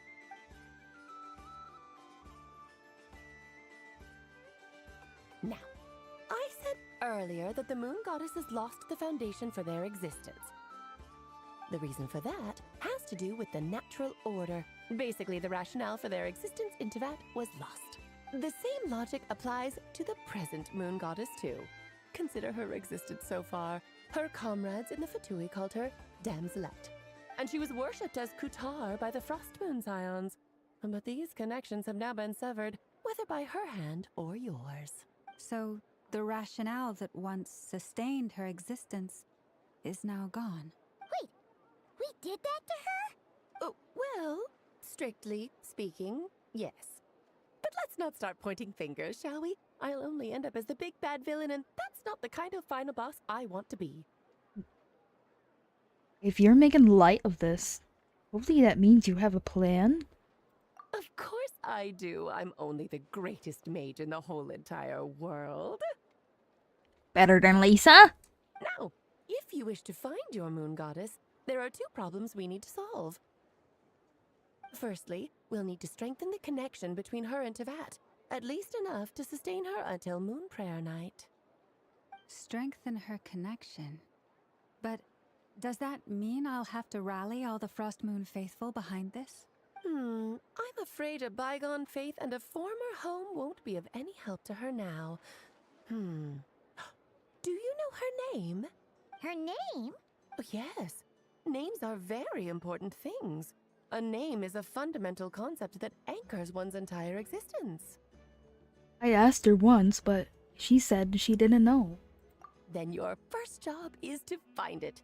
As a Moon Goddess, I'm sure she must have a name she identifies with.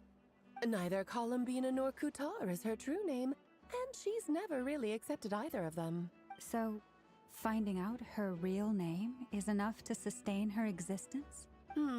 Yes, I know it sounds like a small step, but every journey begins that way. So for now, that's all we need to focus on. The second problem is with her plan to use the moon marrows to return to the moon.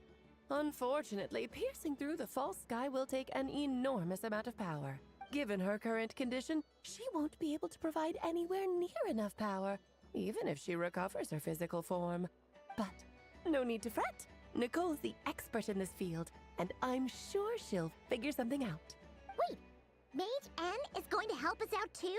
That means we've got 2 Hexencircle mages on the case. This is turning into a pretty big... Oh! Mage N? Actually, this is more of a side quest for me. Like you said, I'm a busy lady, so I can't stay for too long. I'll have to return to Tibet's border soon. Oh. He's another character there. No, I'm sorry. Thanks for telling us all of this. That's the upside you get for looking out for my little Klee. Hopefully that will incentivize you to carry on keeping her company in the future. Anyway, jokes aside, you'd better get moving. It will take quite a miracle for the moon goddess's consciousness to hold out till moon prayer night. Oh, I suppose I might as well tell you where Nicole is before I leave. Off you go now. Time to meet your new friend. Oh, yes, and a little suggestion. Don't forget to mind your heads. What? I wonder how Durin's doing. I should really go see him before I head back. You really are super busy. I most certainly am. There's so many children I have to keep tabs on just in Mondstadt. Durin, Albedo, Venti, Varka. There are some unexpected names in there. Klee didn't make the list, huh? Right? Of course not. Klee is my pride and joy. I have no qualms about her, because she's the best child in the whole wide world. Yep. Klee's a little angel. Bro, she's getting in Paimon's face like, I didn't forget her. I'm glad you agree. Well, all the best. See you when I see you. Bye, Alice. She left in a hurry. Yeah, she didn't pack up her stall. Should we handle it for her? I doubt that's necessary. A mage of her abilities doesn't need her help. I must say, I'm now very curious about her daughter. Klee, wasn't it? What's she like? Klee is very destructive. She will blow everything up. She's cray-cray. That's a long story. Come on, we'll fill you in as we go. She loves her explosions. That's what I'm gonna say.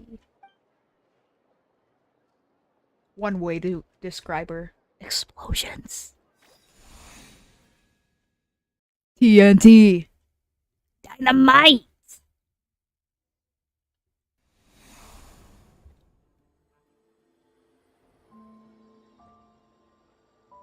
What a lively place. I've never experienced Nasha Town like this before. Hey, you old geezer! Your hammer's rusted through! Who are you calling old geezer? Are they quarreling? I'm looking right at him! You've really gone downhill since giving your daughter free reign in the workshop. Can you even swing a hammer anymore? It shouldn't take you days just to fix a single chair. You might as well use that hammer to massage my back for all the good it's doing.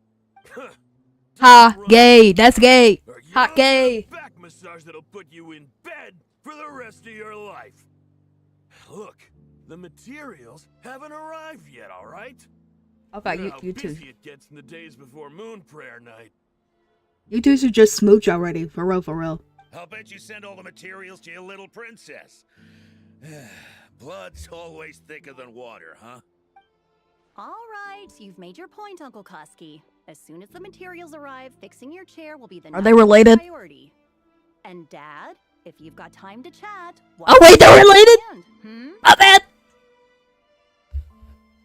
Uncle and dad. So they're brothers. Oh, Oh, my bad, I take it back.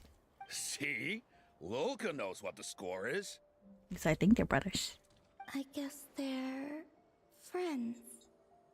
But the way they spoke to each other was so ugly. Oh no. She called her Uncle Koski. Again. I just get spoiled, but don't worry, I can't give you a spoiler. Keep continuing the story. You really like it when Kalabina forgets its name. Yeah, don't spoil. No spoilers. Then again, it wouldn't be the first time I've seen something like this. Also, welcome back. Columbina! Sing outside my door in the middle of the night one more time, and I'll unscrew your vocal cords. You hear me? Oh, Zandrone. So that was her way of trying to be friends with me. What a pity. I won't get the chance to say any ugly things in reply.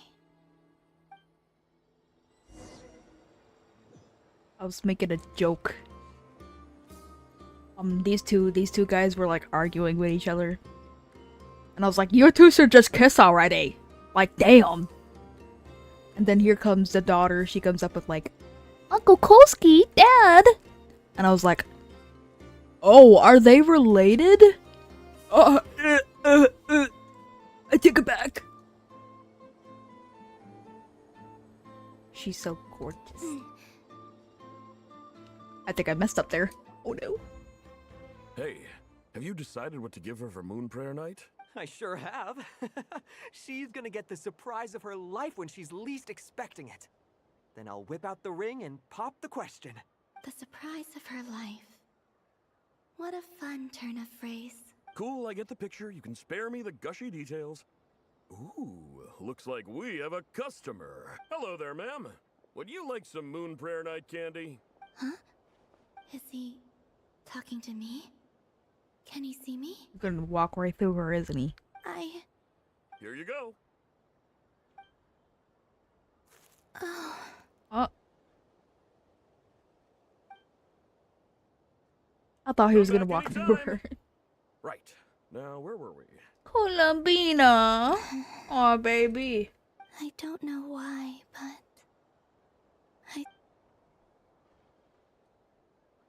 I feel so bad for her. The most important thing right now is to find that mage. This name thing seems super important too, but where do we even start looking? Gotta find Mage Ed. I'd better go pay the Fatui a visit. No! She's like, guys, I'm here. She miss us.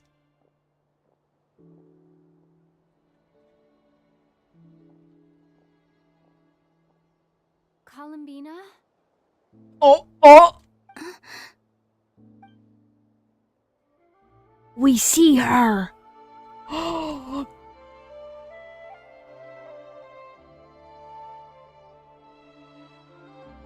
Oh, we don't see her.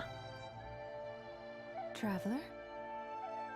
Do we sense her? Do we sense her presence? Let's go! This is no time to be spacing out! No.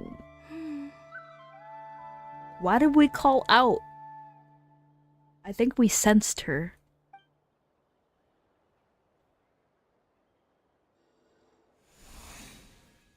Maybe it's not so bad just quietly staying by their side like this.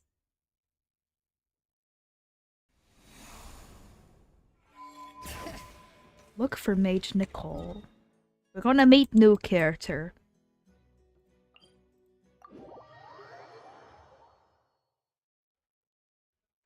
Yeah, we didn't see her. I think we sensed her presence or something, though. I think we sensed her there, like... I got cold chills. I thought we saw her.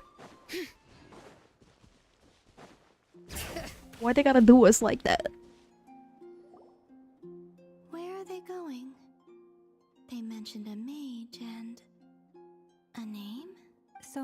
Varka, are you acquainted with this Nicole? Or should I call her Mage N? Ah, not really. We've never met, though she has come up in conversation. From what I've gathered, Alice kinda took Nicole under her wing. Taught her how to speak in a more ladylike fashion, that kind of thing. Huh. Hard to imagine Alice as an etiquette coach. Yeah, Alice is a larger-than-life personality, I'll give you that. But then again, that's why she's able to draw such an eclectic mix of people into her inner circle. If I remember correctly, being an interesting person is actually one of her main entry requirements. So, if you ever wanted to join the Hexenzirkel, I'm sure you'd both be eligible to apply. Hey! Don't go around making promises on Alice's behalf! I wouldn't dare. I'm just trying to paint a picture of the Hexenzirkel for you. Okay, sure. Anyway, since none of us have ever met Nicole, how are we supposed to find her? We can't just go up to every woman in sight and ask, "Hey, are you Nicole?" Maybe something she's wearing will give it away? Like, a windbloom pinned to her chest or something. Wait a minute. Alice never said Nicole was from Mondstadt. Oh, true. What about a tea set? I recall that each mage has their own cup. That would be this young lady, then? Oh!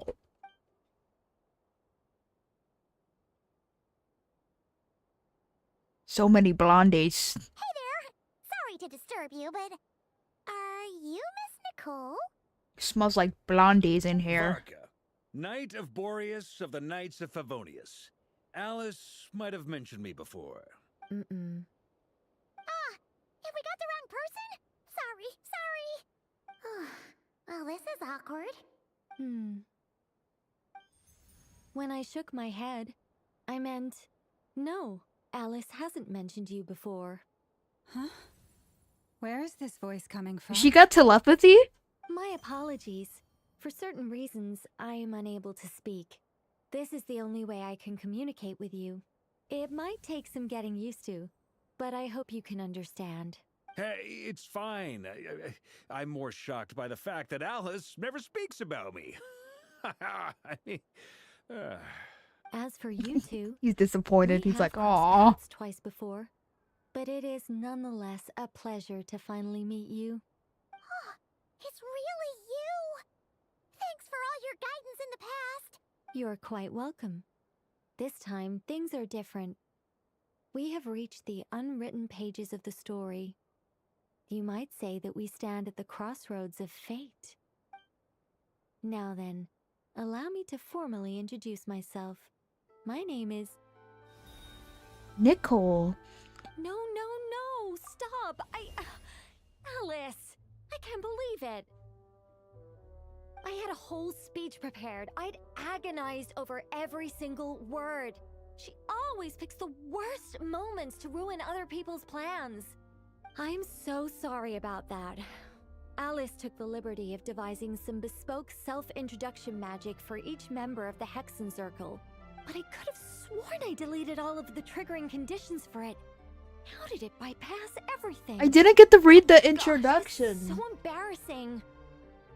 This is a very different side of Nicole than what we're used to. Is she not used to face-to-face interactions?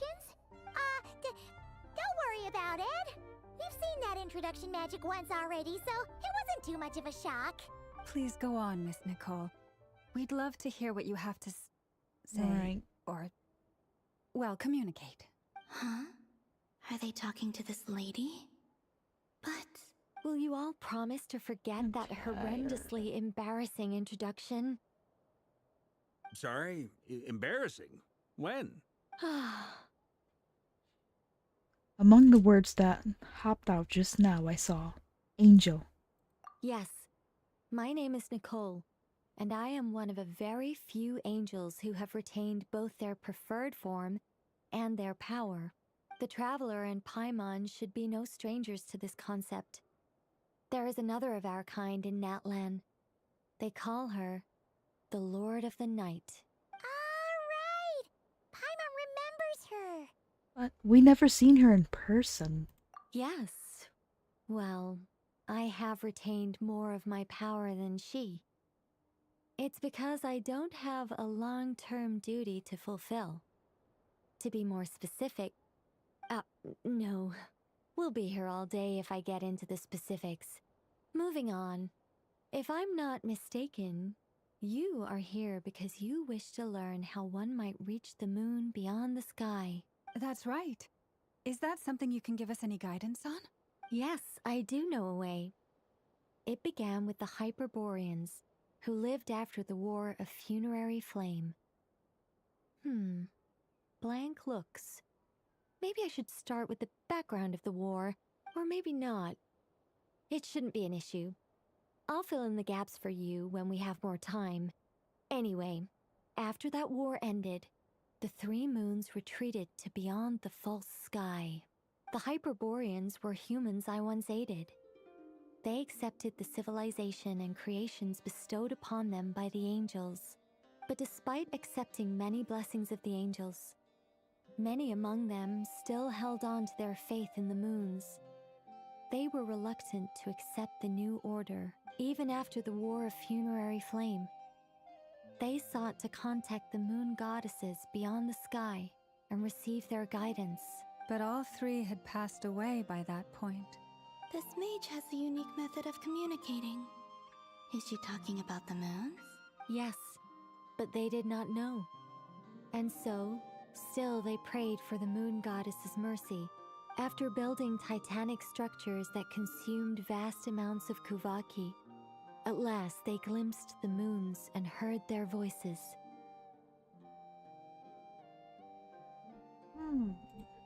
But of course, they were gravely disappointed, for it was then that they realized the three moon goddesses were dead. Oh, that's such a sad story. It is. Humanity was in a very sorry state at that time.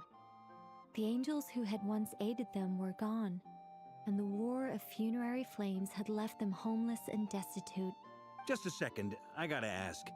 How relevant is all this history to the task at hand? Well, I mean, it's... Okay, it seems we've drifted into irrelevant narrative waters. It's been a while since I've had the chance to speak inside someone's head. As soon as I got started, I lost control and the words just flowed out like a waterfall. What I'm trying to say is... Right, yes, that's it. She blushing. Part is the ritual created by the Hyperboreans. The fact that they bypassed the false sky and saw the true moons implies that they successfully built a connection between Tevat and the... Which means, with enough Kuvaki and a sufficiently stable connection, it should be feasible to send one person over the border. Okay, so they built some kind of portal? Oh, yes. Is something wrong? You sound disappointed. I just didn't expect you to summarize it so well. It turns out I could have said all that in one word, if only I'd managed to think of it. No, please, it's fine. This is invaluable knowledge. I'll be sure to record and preserve everything in writing. Oh, really? Well, in that case, I suppose I could backtrack and add some more detail. I did gloss over a few things so far. Whoa, time out. Let's summarize what we've got first. You're going too fast for him. The Hyperboreans were the last ones to use this method, right? So we somehow need to find whatever structure they built and make sure there's enough Kuvaki to power it up. Yup. Luckily, we have the moon marrow of both the eternal and iridescent moons, so we're all good for Kuvaki. Which means the key issue we need to focus on is finding the place. Am I right so far? Yes. Although I expect the structure is long gone by now. That said, what if we could take advantage of the phantoms to travel back to a time when it still existed? Well, travel back isn't quite accurate. It's more like we'd be creating a handshake between 2 points in space-time. We wouldn't even have to pick a time when it still existed. It could just be a time when it still appeared in phantom form via projection, or we could project our own phantoms, fold them together, and... Well, Remember, this game is story-based, so they're gonna yap.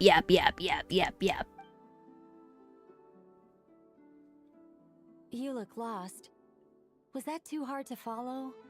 Yeah, things got a little, technical there. Paimon's brain is reaching capacity. Alright, let me think about how to put this more simply. Okay, got it. Over the next few days, I'll search for phantoms that we can use. Once I find one that meets the criteria, I'll let you know and we'll regroup. By completing certain rituals, specific individuals will be able to enter the phantom and make it to the Hyperborean structure.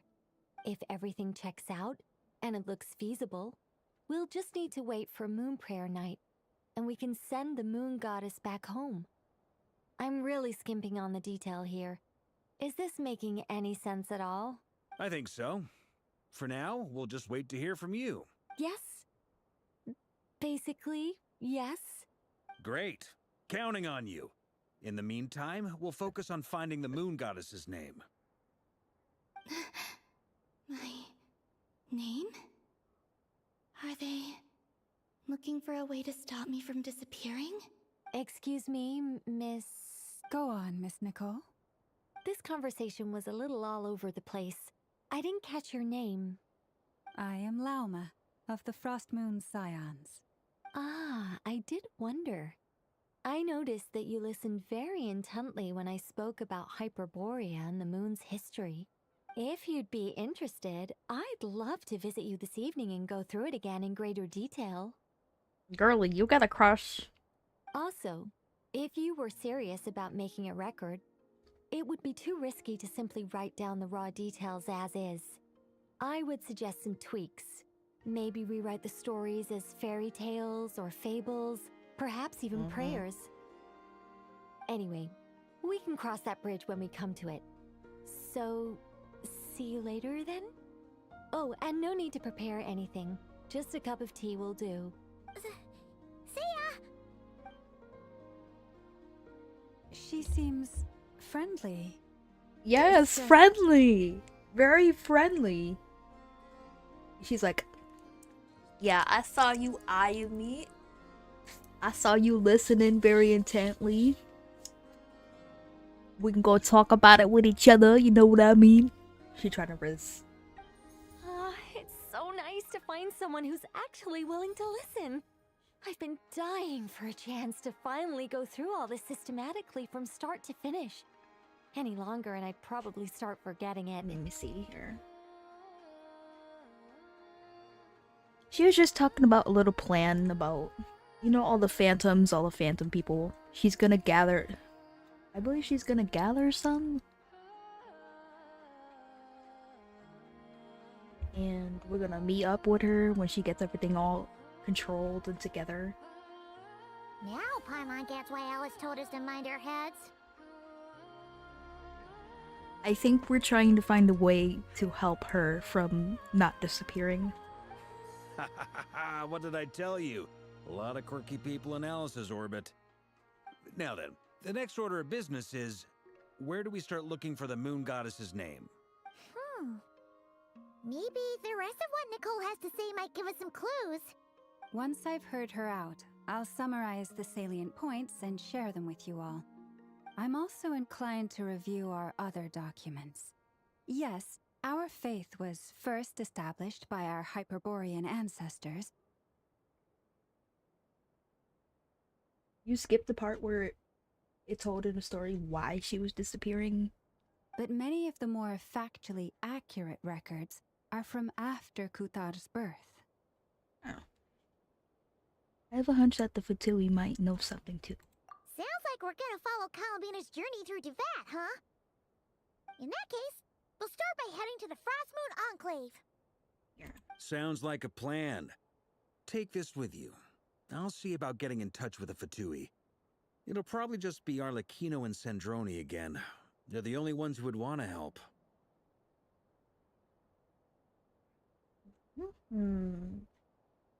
Whoopsie daisy. My chat. Oh no, I closed my chat. Much better. Okay, I'm looking into it, okay?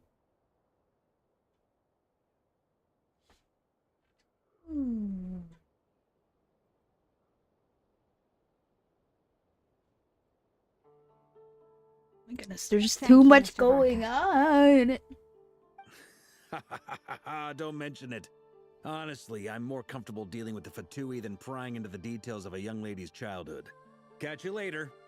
I should follow them, just in case there's some way that I can help.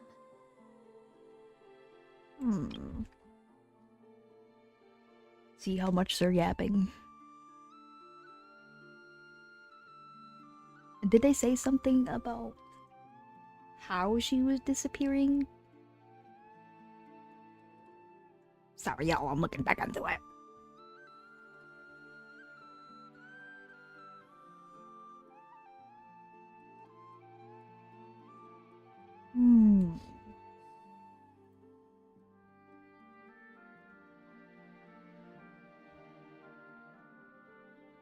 They probably explained it. I got to keep going. I got to keep going. I got to continue.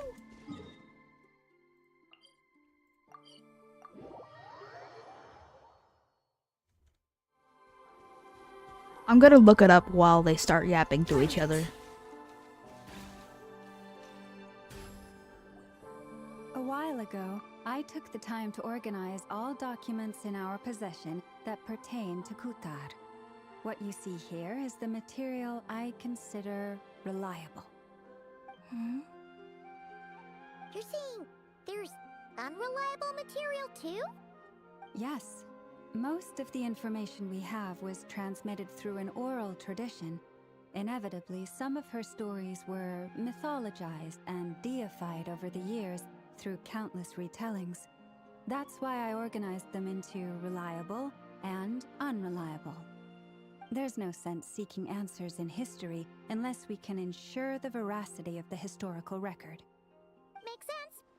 Alright, let's take a look through.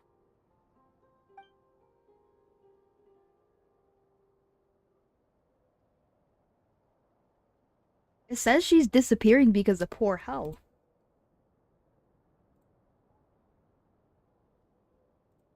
Like her powers are fading. Clear and concise would be one way to describe the writing style of these historical records, but you could just as easily describe them as terse and dry.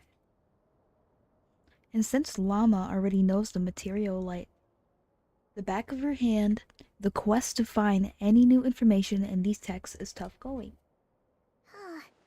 Almost all these records refer to Kutar instead of Columbina. Although neither of those is her real name. Paimon's not sure what point she's trying to make. What we can gather from these Well- records is that the Frost Moon Scions worshipped her as a god, placing impossible expectations upon her. My guess is because both of her names are not her real names, like she's being I forgotten. cannot fault them for their earnest faith, but for all their devotion, worshipping her day in, day out changed nothing. I imagine that none of it resonated with Columbina. It wouldn't surprise me if, even back then, she had already begun to reject the name Kutar and everything it represented. Lama speaks the truth. When I heard them call upon Kutar with hope and expectation in their voices, they may as well have been calling upon somebody else.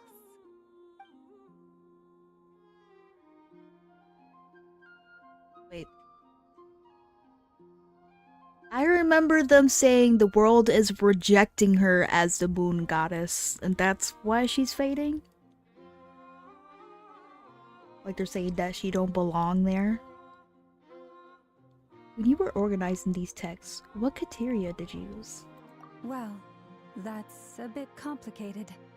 I looked at the level of detail, perceived authenticity, prose style, and how realistic their portrayal of Kutar seemed to be. Amongst the Frost Moon Scions of today, only I know of her existence, and I alone have spoken to her face to face. As such, I know that there are certain things she simply would never do. That being said, I have sensed some changes in her lately. Changes? Me? Seems like this is getting us nowhere. For what it's worth, why don't we check the unreliable sources too? Sure. Give me a moment.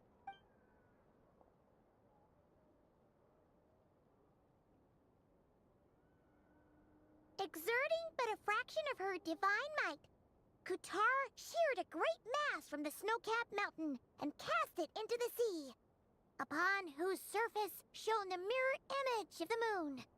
Thus was formed the island of Hisi. Yeah, right. That doesn't even begin to pass the sniff test. The 3 moons are naught but lies through and through. Only one moon has ever shone for us, and Kutar is her name.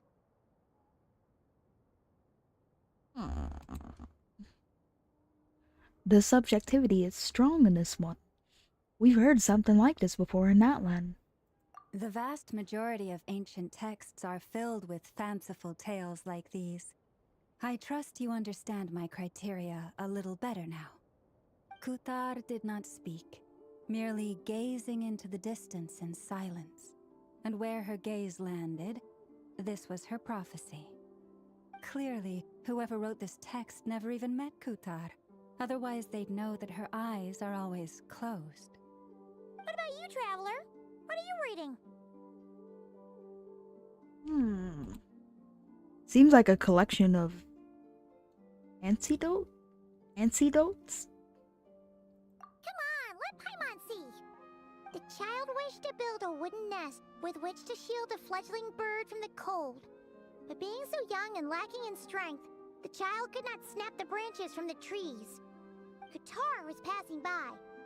Upon seeing the child, she summoned forth the Kuhenki, who built a beautiful nest for the child.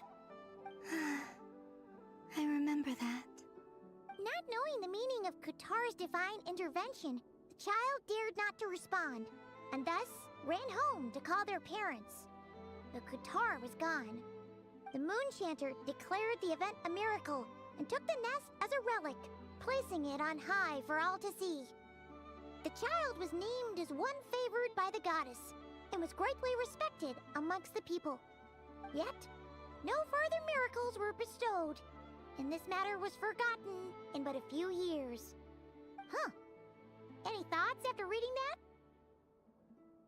If it's true, it gives off somewhat of a lonesome feeling. Yeah. Columbina probably just wanted to join the kid in making nests. Ah. I'd originally considered this a fabrication, because Kutar did not perform any similar actions in subsequent records. But now that I think about it, it does seem like something Columbina would do. It's just that... She didn't know how other people would interpret her actions. She was probably worried about making things difficult for people. And so, she gradually stopped joining in. Yes. Oh, that's so sad. I'm just reading online about what's happening. It says, well, there are 2 false moons according to Columbina, but new moon, the Welkin moon that gave us Primogems from the beginning of the game, will rise. Also, this story is interesting. She said that the moon shattered because it was the false moon. This is exactly what is going on with Columbina. She is dying from this.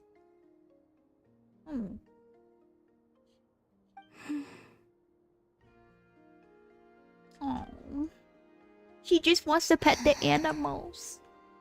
And now, I can make no such gestures of warmth, even if I want to.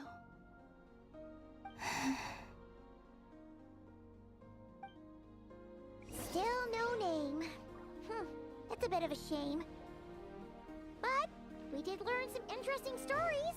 That's gotta count for something.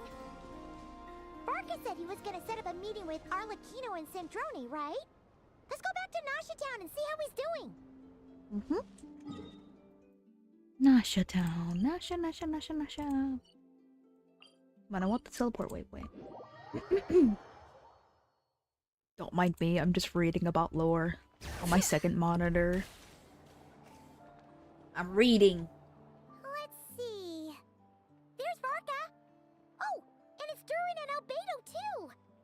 Detective Paimon! Talk about coincidences. We meet again. Yeah, this is pretty much the same place we bumped into each other last time. I convinced them to stick around a little longer. We were all waiting on people, so I figured having a little company would help pass the time. Ah, so you've been waiting for us? Does this mean that you've already arranged things with the Fatui? Sure does. Now you're back, we can go meet up with them together. How'd your investigation of the Frost Moon Enclave go? Well, we didn't find out Columbina's true name. But apart from that, it went pretty well. We learned some stories from her early days. Aha, just as well that I didn't tag along then. I'm sure our moon goddess wouldn't want every man and his dog knowing all about her private life. Still, desperate times, desperate measures, I guess. Someone had to do it. So, Varka was waiting on us, but what about you two? Are you waiting for Alice? Oh, no. We already met with her. We discussed that experiment I mentioned to you last time. Oh, and she also handed me this communication device. This looks familiar. I'm sure I saw one of those back in the Golden Apple Archipelago. Yeah. Reminds me of the Klee event. Actually, no, that was when they were talking about Durin. If you remember? That's right. I understand she informed you No, about it's not the the Klee relationship event. between I the think phantom it's not the phenomena Klee and event. Tevat's borders, yes? She wants me to help her with some more experiments on that front. She said that she'll contact me through this device with more information. Ah, I see. Following instructions and making observations. Pretty common research method. Takes me— Wait, then who exactly are you meeting? Someone you know. Albedo's met him too. But I don't think Miss Lauma or the Grand Master have been introduced. Introductions are overrated, especially in cases like this. It's you! Oh, Wanderer? So, it's I not called like him the Academia Oliver. has prohibitions against going abroad. Also, I applied for leave. I've been writing to Hat Guy since obtaining a human form. Hat Guy. I've already brought him up to speed on everything that's been going on. Everybody meet Oliver. Hat guy. Okay, Wanderer. Turns out, I actually have heard that name before. Oh? Then why did you react the same way I did? I only knew the name, not the fella. But since we're all here, let's do some introductions for what it's worth. I'm Varka, Grand Master of the Knights of Favonius. Lauma, Moon Chanter of the Frost Moon Scions. And I'm a Drioche from the Vahumana Darshan of the Sumero Academia. Hat Guy. Oliver. Good Oh, to I see mean, you again, Wanderer. Mr. Guy. I believe we last saw each other on the boat right here. So they came and not cry together. Mind you, the only reason I came here is because there's someone I want to look into. Who's that? The Doctor, also known as Dottore, second of the Fatui Harbingers. Just as I thought. From the tone of your voice, it sounds like there's bad blood between you. I was reviewing our archives and noticed that a lot of information about him was missing. Left a bad taste in my mouth. That's all there is to it. Dottore, or Zondique, as he was then known, once studied at the Academia, but he got kicked out before he could graduate. Zandik? I've heard that name before. Back in the ruins. When the Ibis King mentioned that student. That was the Doctor?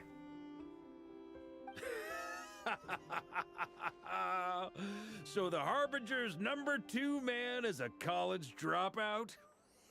How embarrassing for them. Last we heard, he was planning something. We actually heard that a few times before, even coming to Notcry.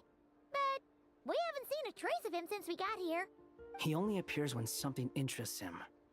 For all we know, he might have left already. But the fact he did something here at all is worth noting. It'll fill a couple extra lines in his file. Why does it sound less like a file you're writing and more like a criminal record? Anyway, we were just about to meet 2 of the other Harbingers. Want to come along? You might learn a thing or two about him there. Sure. Even though they're harbingers, well, they're old acquaintances of ours, so, you know, when you talk to them, try to be... I got it. He got the cocky tone. He talks a lot of junky wonky.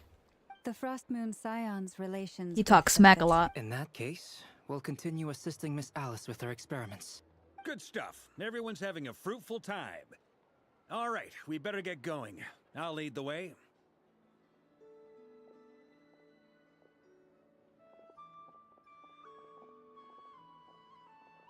Hey, Oliver. Are you here for revenge? Well, yeah. That's obviously part of it. But I'm not the only one who has a score to settle with him. Neither you, nor Lesser Lord Kusanali, nor I want to see him meddling with things again. Fair enough. One other thing. When we return, let's talk about Columbina. What's the hurry? Don't worry. Pigeons always know which way home is. I forgot what I named him back in Sumeru. I'm like, oh, I named him Oliver. You made it. Who is this? A scholar from Sumeru. They call him Hat Guy. He's an old friend of the Travelers. Wait, this is the academia representative you wrote about? He doesn't exactly look the part. I believe this will prove my identity. You'll notice it bears the seal of the Sanctuary of Surasthana. Well, what do you know? So it does. All right then. My mistake. It's fine. I expected as much.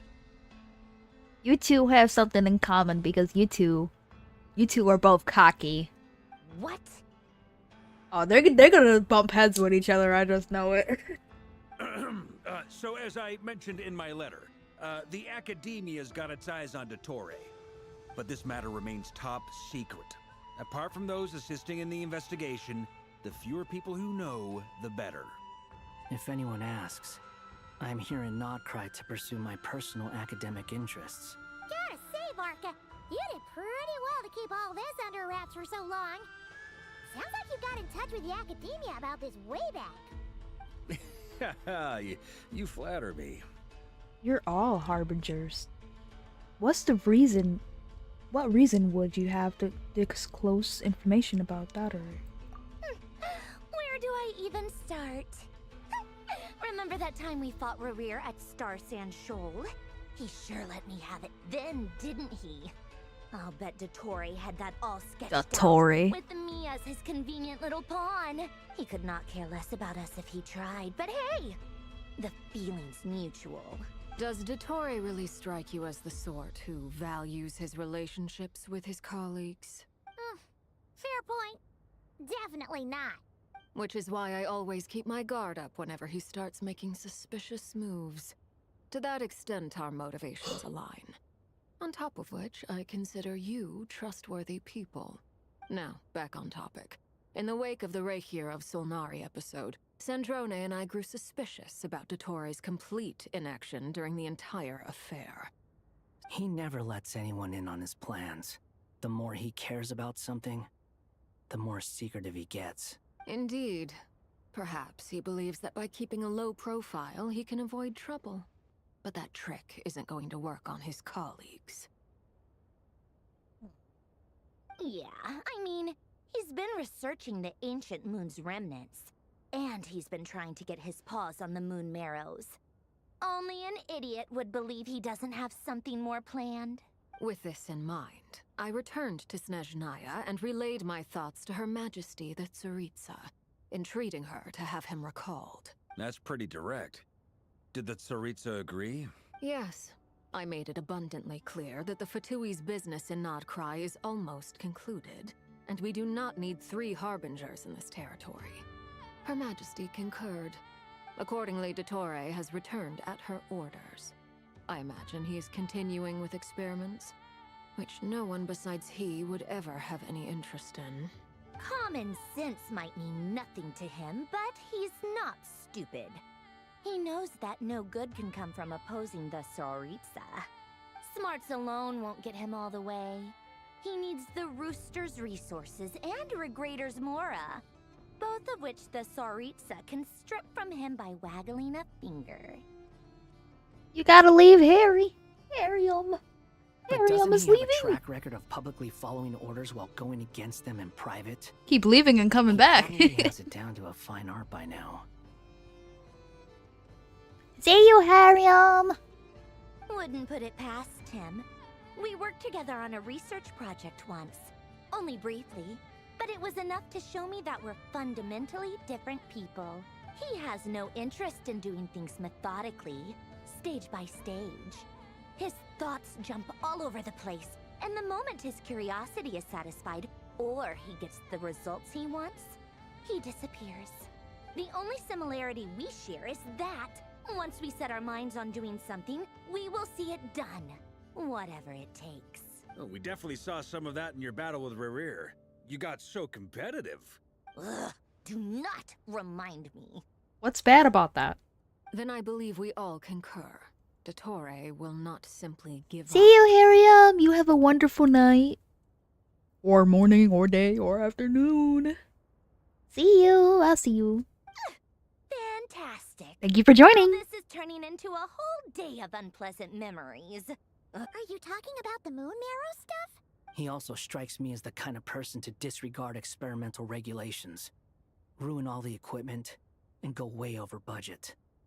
Then leave the first person he can find to deal with the fallout. Exactly. This one time, he was running some high-temperature experiment and the substance exploded. But does he care? No. He orders his subordinates to open the device so he can observe the results, which causes the gas inside to leak out. That gas was poisonous. If I hadn't been there, who knows how many people might have died. And after all that, he left while I was still cleaning up after his mess. What a waste of time, he said. A waste of time? He's poking her face. He wasted my time! You've been bottling that up for a while, huh? Hat guy, I must say, you seem awfully familiar with internal Fatui affairs. Especially when it comes to Dottore. Thank you, Lady Harbingers, for providing such valuable information. I have no other questions for now, so I'll be on my way. Wait, what? You're just gonna leave? You're welcome to join if you want. Ugh. Just when Paimon thought he'd finally mellowed out. He makes quite the impression. I'll say. I've met tons of headstrong people, but not many of them would join me in bad-mouthing Dottore. Anyway, back to the main agenda. Barca, you said that Columbina has gone missing? Or rather, disappeared. Yeah. We're working on building a connection between her and this world. The simplest method is to find out her real name. I've actually asked her that question before, but she said she didn't know. Considering our relationship, I doubt she was lying to me. Ori. What did she do while she was with the Fatui? As far as I recall, she was never dispatched by Her Majesty to claim a gnosis or anything like that.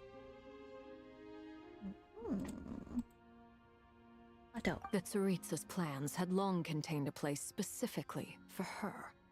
I always thought that was weird. What could she do that the rest of us couldn't? Knowing what we do now, it's probably something related to Kavaki, right? More than likely.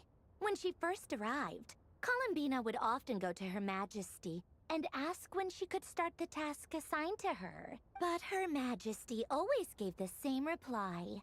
The time has not yet come. So she spent her days in Snezhnaya doing basically nothing. The Tsaritsa has summoned a beautiful blind maiden to be a harbinger, giving her the third seat by virtue only of her enchanting voice. It was a dumb and stupid rumor, but the reality of the situation made it hard to refute. And what happened after that? I imagine she stopped caring. She no longer seemed to care why she had been recruited, and Her Majesty never gave her any missions. So she just continued to sing in the flower garden. For my part, I was busy. So busy, in fact, that watching someone be that idol had me fuming. But still, I got the sense that she had long been used to a life of other people claiming she was needed when she wasn't. I just felt that having a place to stay would cost me something eventually. And so I waited quietly for the day that I would have to pay the price. And on the other end of that spectrum, you had me. Someone once told me that I had the lousiest work and the toughest luck. That's a good way of putting it. I forget who said it, but those words have always stuck with me. Sounds like something Oliver would say. No wonder. But you've done your job exceptionally well all this time. Because at heart, you are a conscientious person. Thanks for telling us all this. What is it? Something come to mind? It's nothing. I'm just even more eager to learn about her name now. I want to shout it to her from the rooftops. That makes sense. Nothing screams you are needed like your name shouted from across the town. Well, good luck with it. But if you ask me, Kalambina is still the most shoutable name. I'm just so used to it now. After all the arguments we've had, I can't be bothered trying to remember another name for her. Nor I. Sandrone. Hardly. We chat further about interesting moments. Huh! It's a Sealy! Does that mean Nicole has news for us? Ladies, I thank you for your hospitality. If the chance ever comes up, I definitely owe you both a drink sometime. I'm sure it will. You can make your own way out. Heck, you've been here enough times, you probably know your way around better than I do. Take care, everyone. We'll be in touch if the situation changes. Okay, time to do what adventurers do best. Follow that Sealy! I stayed up too long, so that's why I'm talking so messed up. It's like 3 o'clock in the morning, 3:27 in the morning.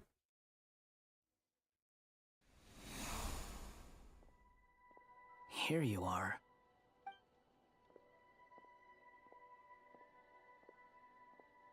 Oh, that guy. How come you're back so soon? Did things go all right with the Fatui? Fine. Dotori's been summoned home by the Tsaritsa. Couldn't get much more than that. How about you? Any progress with the investigation? Unfortunately not. We've tried everything. Different phantoms, different locations, different points in history. But the results were the same each time. Abyssal monsters roaming the land. People crying out in despair, with no hope of being rescued. Every time I see it, I can't help but think, is this what it was like in Mondstadt when Dragonspine Durin attacked? And if I fail in the task I've been given, will I create yet another tragedy? That's just meaningless speculation. When we encountered similar phenomena previously, I tried to interfere with those illusions, using sounds and lights to guide them. However, we could not change their fates. At most, we were able to extend their existences. The events of the past are like fate that has been written into Irminsul. There isn't a living thing in Teyvat that can escape its past. But Miss Alice instructed us to try to find ways to change the outcome that these phantoms face. It's an impossible task. Can't you just refuse? Since she asked us to do this, I feel like it can't truly be impossible. Or if it is, well, mages can make the impossible possible. I could not have been born as Durin otherwise. Durin's voice, he kind of reminds me of Hiccup from How to Train Your Dragon. And he's also a dragon too. But you also said that your past 39 attempts were fruitless. That's true. But you're still going. Yes. After this many futile attempts, surely you realize that you're not doing this because you still believe what some mage told you. It's because you want her hypothesis to come true. It's something you wish for deep inside. So, think for yourself about what you want to do. As long as you don't believe it's futile, it isn't. Yeah. Previous experience indicates that we cannot touch the phantoms, which limits the effectiveness of our interventions. If we want to clear this hurdle, we need to break this rule somehow. Same thought here. Following the same rules means repeating the same failures. Reducing ourselves to mere playthings of fate. So you mean we need to figure out a way to make contact with them despite knowing that we can't? Yes, and I suspect that's something only you are capable of. Everything in Teyvat is logged in Irminsul, but the withering that once occurred in Sumeru was a sign that the Great World Tree was being corrupted. This corruption allowed things that should not have existed in Teyvat to appear. This is tantamount to rewriting reality to an extent. You're saying abyssal power might be able to affect those phantoms? No one's ever tried it before. If you're gonna try it, it'll take courage. And you have to be confident that you can control it. Is anyone there? Has anyone seen my daughter? She's missing. I have to find her. I hear someone inside. Spargana? Are you in there? Ah! If I can use my abyssal powers to warn him that there is danger here, maybe it'll change his decision. Maybe he'll stay away. Yes. The important thing is not the nature of the power, but rather how you use it. To intimidate and obstruct. Sounds about right for the Abyss. Let me try. I should be able to influence that thing. Have you seen a little girl? Cryo? Whoa! What? This isn't the time for that! Just run! Make use of the stone pillars. Follow him? I hear someone inside. Spargana? Are you in there? Durin can use the power of the Abyss to affect the world in which the Phantom is located. For example, using it on a stone pillar will create barrier with the intimidate. Obstruct.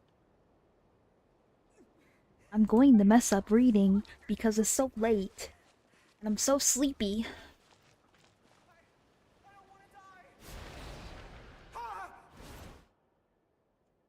Oh. Do I have to do something before he goes over there? What? This isn't the time for Okay. that! Just run! Stay away from there! Don't go over there! Don't go in there! Stay away! I hear someone inside. Spargana?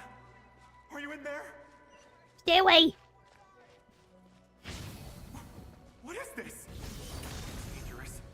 I should get out of here. Yeah, stay away from there. Don't go over there.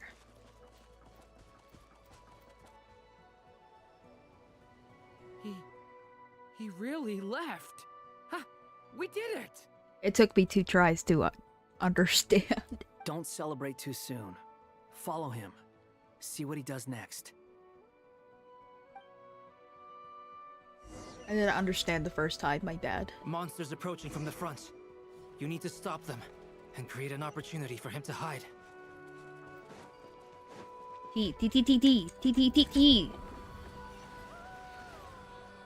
No! Help me! The Phantom is met its end. I got to go ahead and fight Monsters them. approaching from the front. You need to stop them and create an opportunity for him to hide. So first, go here. Good. Go here. Eat. No, there's monsters ahead. Stop them. Don't let them go there. Let's protect. You go in here. Wait, is that the barrier I saw earlier? Why is it appearing now? It's as if someone's controlling it. Protect him. Protect the man. Is it? You safe now? Okay, he's safe. The barrier's gone too. How odd. Anyway, I guess I'll keep going. Quickly, let's keep up. Oh, I keep protecting him. Wait, there was someone else here? Don't go any further. We've got anti-monster traps laid out everywhere. But my gotta daughter do must something. just be up ahead. I have to go. This way's blocked.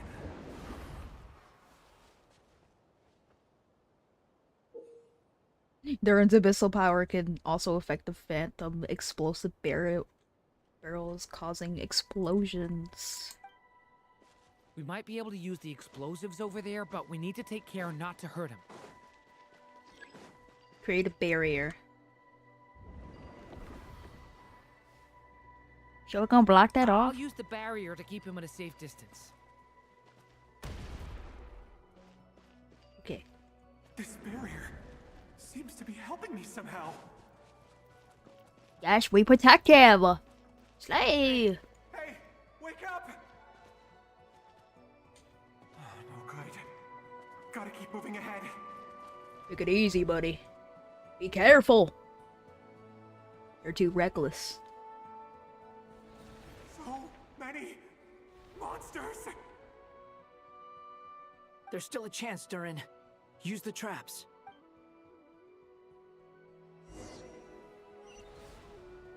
Row. Row. TTT. TTT. Any more? Okay. TT. TT. Okay. TT. Oh, come on! Sweet son of a biscuit. Let's try this again. Right. TT. E. I hate this. Okay, so first T. T. Quickly. T T T T T T T T. Oh. T T.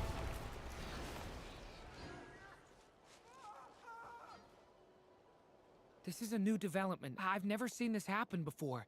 We might just be able to save this person. What?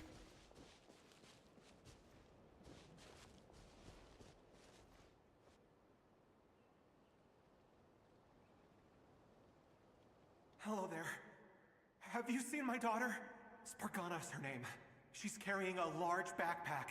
Get out while you still can, you fool. You won't find any survivors here. But I can't just leave her here.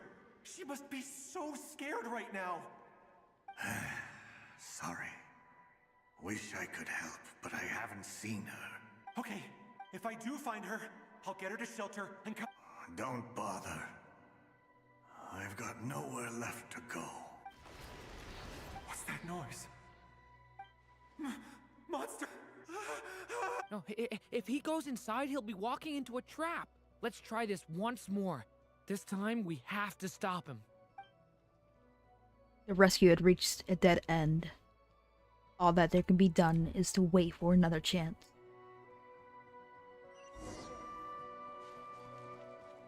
Keep going. Why? How will I know where Spargana's gone like this? know what? I'll trust this strange barrier. It's gotten me this far after all. Any more? Teeth. What? Hey! Let us out! Spargana, are you there?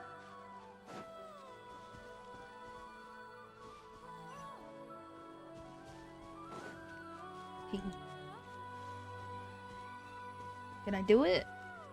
Will it let me? Watch out! Oh my god, he's so epic.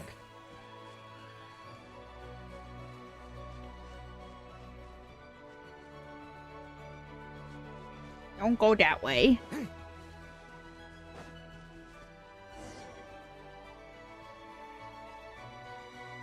I think I'm doing something right. That looks like one of my daughter's books. Thank you. Thank you. Yes, it's one of hers for sure. That's her name on it right there. She left her backpack here. Durin, just like last time. Use the explosives.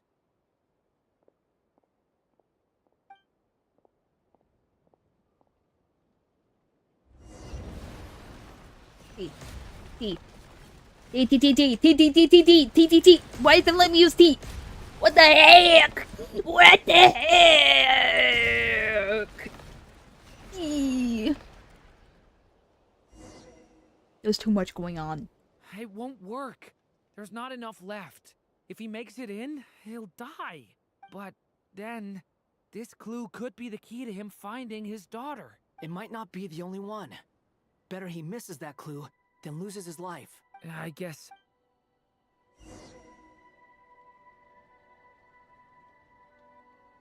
Let's Stop go. him, Durin. We can't let him get any further in. That's my daughter's book. She's passed this way. Why? Why won't you let me go in? It's a trap. I've searched and searched and searched just for this. But how will I find her without any clues? I no longer have anywhere else to go.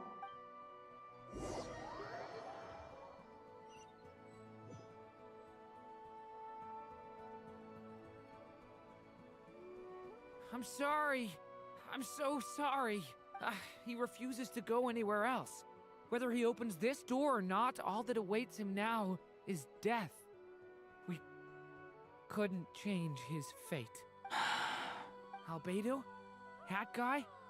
Let's try one more time. I don't know how we're gonna do this, but I don't want to give up either.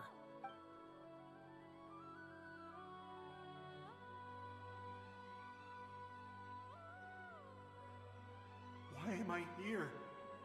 What's going on? All these scenes running through my head. Where are they from? Huh? What's going on? His reactions have changed. How many times have I... What's happening to me? Huh? You can see us now? I feel like I always could, but that I only just realized you were there. I'm sorry, I don't know how to describe what I'm feeling, but I haven't done anything yet, but those monsters, those deaths, they feel like memories. Like things I really did experience. I won't find my daughter. In fact, I'll ultimately die trying to find her. Isn't that right? Well, no, it isn't. Yes, it is. Even so, we're trying to find a way out of this. You've not seen my daughter either, have you? It seems she really isn't here. I'm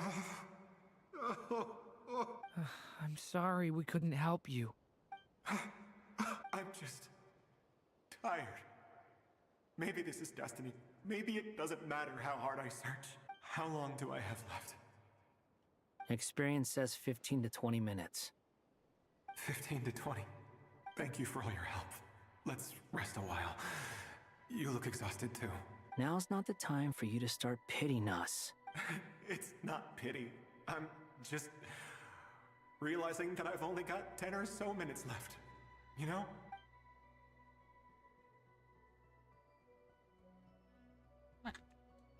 You say you're from Mondstadt, yes?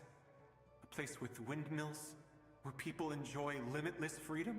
And you're from Sumeru, where they've built an academy into a giant tree? Yes. It seems you've never heard of either place. Those names are unknown to me, I'm afraid. Yes. Have you heard of Hyperborea? I have, but I heard that it was destroyed in the distant past. I see. That was where my ancestors once lived. What about Delphi Pytho? Was it later rebuilt? I've never heard that name. Then what about Sal Vindaknir? I have seen that name on stone tablets on Dragonspine. But I'm afraid the only things left of that place are its ruins. I see. Sure enough, there was no way to turn this around, huh? I'm sorry. I was the one who asked to chat, but it seems like we're too many ages apart. There's barely any common ground to start from. It's all right. We did hear something new, at least. From how you speak of your lives, things must be going all right for you, I guess. They are. Mondstadt is a place of freedom and happiness. There's a lot of good people in the church and the Knights of Favonius, and even outsiders find that it's an easy place to feel at home. We have festivals a few times a year. Everyone gets together to drink, sing, and be merry. Sumeru's a lot more uptight. Not really the kind of place where you can relax. It's a nation fraught with problems wherever you look. But if all you want in life is to seek knowledge, I guess it's pretty much paradise. That's wonderful. In other words, after this all-devouring black tide passed, humanity did not merely avoid extinction, but rose to build prosperous civilizations anew. I mean, I can see you all right now. That must mean the future isn't a total mess, right? That's true. Well, time's almost up. Let's part ways, I think. Might be best if you don't waste too much time on me.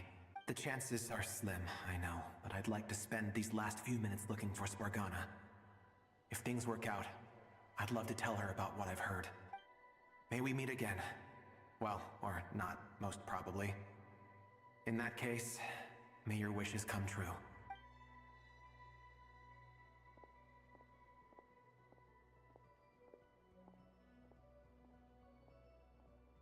He's gone. No, stop. In a few minutes, he will meet the end that was his to begin with. The ending of this tale did not change, but I believe that we've just made the most progress we have yet. May your wishes come true. If only it were so simple. Hat guy, could I ask you a question? You've never talked about your past. It seems complicated, and it weighs heavily on you, too. Would you be willing to tell me about it? I mean, sometimes it's better to get things out in the open. Take that guy we try to help, for instance. At least he said goodbye with a smile, right? Yes, you got to get the edgy boy to expose himself. His feelings. I know about Albedo's past. Our experiences are very similar, and he created me. As for you, you're my first friend, and you've witnessed every step I've taken. But by comparison, I know nothing about you. Either way, I mean, we're still best friends. But if I knew more about you, I might understand your thoughts a bit better. I've told you about myself. I'm a student at the academia. And what did you do before that? Prepared for the entrance exam? All right. If you really don't want to talk about it, I won't press you any further. I was a puppet built from the branches of a white tree, using technology left behind by the Conrian schools of mechanical engineering. A white tree? You mean an Irminsul tree? Yes. A branch of Irminsul that was once connected to the main tree. So you had a human creator too? Yeah. But my creator abandoned me after deciding that I was a failure. After that,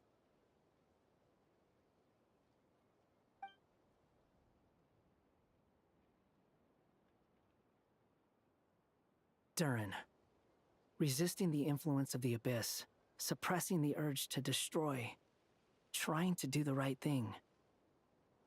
None of these things are easy. But no matter how hard they are, trying to rewrite past wrongs is far harder. You asked me if you would create a new tragedy if you failed. I told you there was no point speculating about that, but the real answer is yes, you absolutely will. That guy. But at least you've got people here to help steer you away from the wrong path. So, just keep aiming towards the light. I will. My dog I is promise. itching. Alright, break time's over. Hello? Durin speaking. Hello, friends, it's me. What have you been up to, I'm detecting some unmistakable fluctuations here at the border. The amplitude isn't particularly high, but they're completely different signals from the ones before, and the scale is comparable to those I've detected previously. Alice, we were unable to save that person. However, he appears to have retained a portion of the memories gained through that cycle, and was able to hold a conversation with us. I see. Well, that is rather odd indeed. It definitely merits further attention. Could I trouble you to keep trying the same approach? I need to gather some more data. Counting on you. I should probably have Nicole come and check this out as well. Quest completed! Oh, I'm out of breath. That wasn't even running. It's just a video game, Ashy. There you are. I was worried you might stop to collect treasure chests opened by the Seelie along the way. It would have taken you so much longer to get here. Another conversation I cannot hear. I am delighted to see that you understand what takes priority, and that your adventurer's instinct has not swayed your resolve. Really, Okay, I my must dog. applaud you for it. You should know.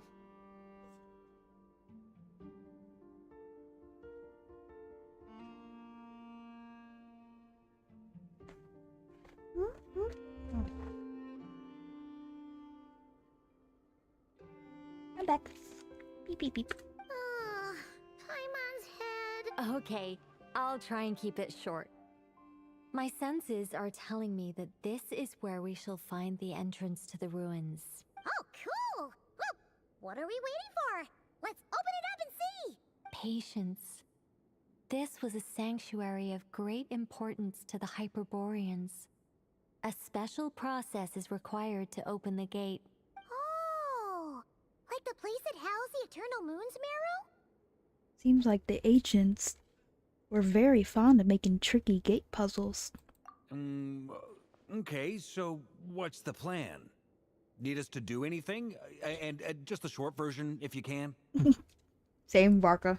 Ah. Alright then. I was planning to start with some background on the invention of these techniques. Are you sure you don't want to hear it? It's quite informative. Remember what you were saying about priorities? Fine.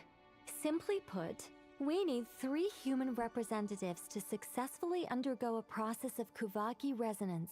Think of it as a test from the 3 moon goddesses to see if the entrants are qualified, with the most recognizable qualification being Kuvaki. Pretty sure Lauma would ace that test. Oh, wait. But we need 3 people. I also have no doubt that the Moon Chanter would be qualified. But we would need 2 other people with the same constitution. Therefore, the most feasible method is not so much to follow the rules, but to figure out how the test functions and find a workaround. I've done some research, and it turns out the mechanism is rather crude.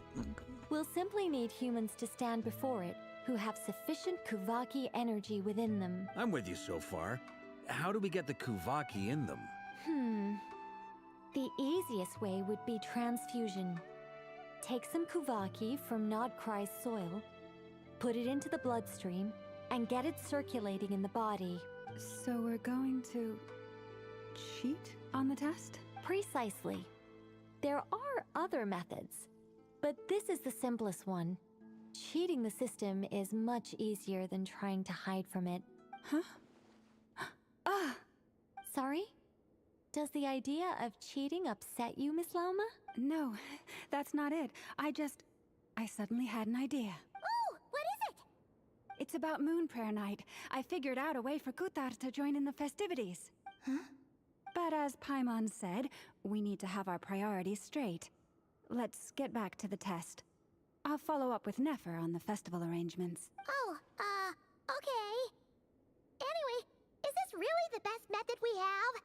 A Kuvaki transfusion sounds dangerous, no matter how you slice it. If you think that's dangerous, wait till you hear the other methods. I'd be more than happy to go through them if you'd like. There are several. And then Rocker interrupts me like, no, too long, stop it.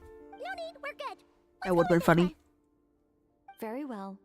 Kuvaki Instead, it's Paimon. Now, I should mention that the risks can be greater or lower depending on individual compatibility. It would be rash to simply infuse the Kuvaki and hope for the best. If the body rejects it, the reaction can be quite severe. The symptoms are similar to another condition that some people living here suffer from, known as congenital Kuvaki sensitivity. So, before we execute our plan, I will perform a simple test of my own to see who is compatible and who is not. Once that is done, we will have to complete the resonance process as rapidly as possible. The participants must remain stationary while the Kuvaki circulates and bonds with them. What? No eating or drinking? That's some hardcore fasting. They'll all be monks by the time they're through. How long will they have to keep that up? 3 days. Oh, that's so long! And we still need to find 2 more people who are not just compatible, but also willing to volunteer. Fasting? What are they talking about? I'm willing to volunteer. Really? Don't you want to think this through? Haha, count me in too. 3 days without food?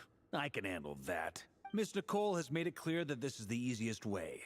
The way I see it, there's nothing else to discuss. It's time to step up. Compared to having Columbina disappear completely, fasting for a few days is nothing. Yeah, you're right. In that case, Paimon volunteers to be Captain of Logistics. She'll keep the fires lit and grab some spare clothes to keep you comfortable. Good work, Paimon. Then we'll start with you first, Traveler. Please step forward.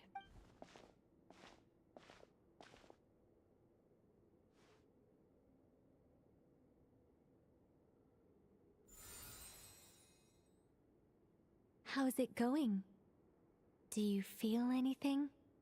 No. How about now? No. And now? Still nothing.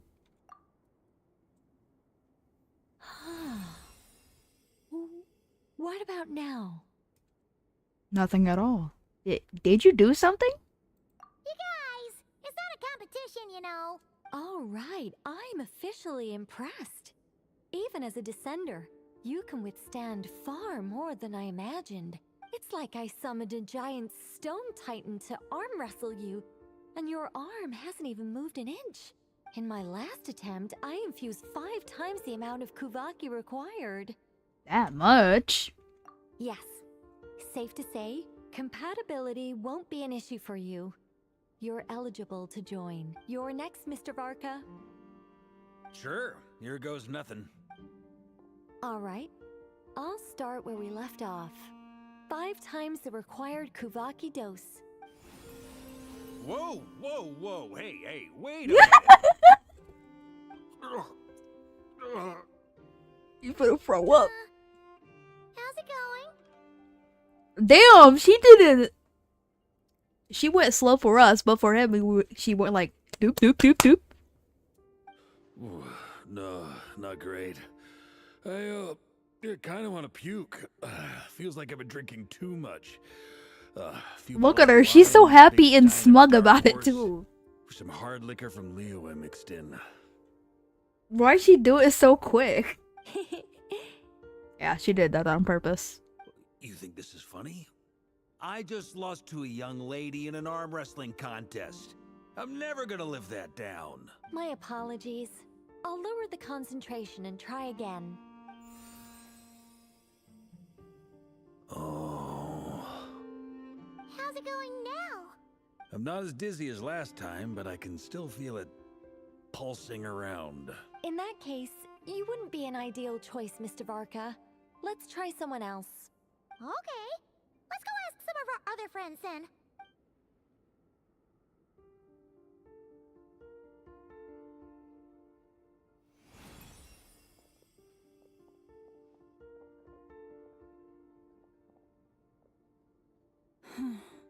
No surprises here, Miss Moonchanter. You're perfectly compatible. You may join.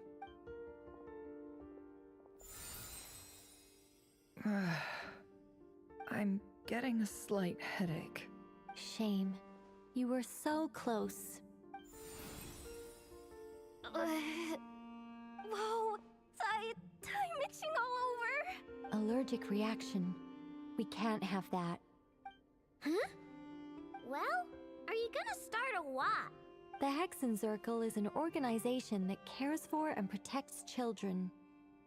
We will not have them do dangerous things. Not even tests.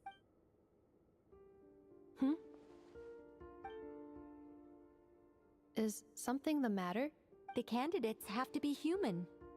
Aww. I guess that rules me out too. Huh. Everyone except the Moonchanter got beaten. Guess I don't need to feel so bad after all. I mean, looks like this isn't gonna be as easy as we thought. Perhaps I could ask for volunteers among the Frost Moon Scions. Wait, I thought she wasn't human. I'll see about talking to some trusted Lightkeeper colleagues. Itlua springs to mind. In fact, I think we had some former Frost Moon Scions join our ranks recently. Can you give me the scientific explanation for how the test works? I can probably make some kind of test bot. No, then wait, we can what? just zip through Nasha Town, going up to people and pressing a button to check their status. Wouldn't that be way easier? I'm so confused. I thought Llama was not human. No. Wow. No elaboration for once. How about I contact the Knights of Favonia's garrison in the Wave Chaser plane? Shame that Lohan's already left. And that guy's even tougher than I am. Strange. The moon goddess is clearly revered by many people. So why is she on the brink of disappearing? She mentioned that the world has rejected her from the very beginning. And when we fought the Reikir of Salnari, it seemed like she exhausted her power for our sake. Also, Paimon's not sure revered is the right word for how people feel about her. Gratitude, certainly. For my part, anyway. It's basic reciprocity. She helped us, so she deserves our help in return. Yeah. Even though she looked like she didn't care, she still saved a ton of people, including me. A review of the relevant data leads me to conclude that Miss Columbina is a good person. Yep, you bet! They really think so? I'm super surprised that Columbina isn't her actual name, though. I think it really suits her. It's light and graceful and... yeah, just a really pretty name. I know, right? Unfortunately, that's not our decision to make. Columbina. That was the code name the Fatui gave me. But it also came up in the song I heard when I was born. But... is that really all there is to it? What do I truly think of my own name? Is there anyone left who will still call me by that name? He told me to pick whichever name took my fancy. Why did I pick Columbina? Because it's so fancy smancy. Maybe because I felt that she never wanted to become Kutar and be worshipped as a god. Moon Prayer Night is getting closer by the day. We're running out of time. We need to look for other candidates. Then allow me to try. Huh?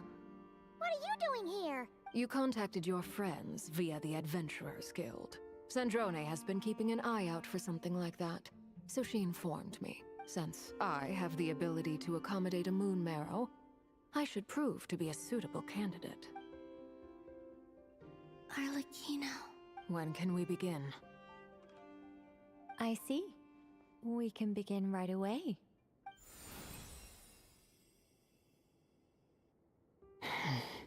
How was it? Did you feel any discomfort? Not at all. Then it seems we shan't need to look for additional candidates after all. Cool. Alright, like Paimon said, the rest of us can take turns making sure the three of them stay warm and comfy. Then, my job is to take care of the caretakers. I will ensure everyone receives food and accommodation. Let's do this. No time to waste. I'm ready as well.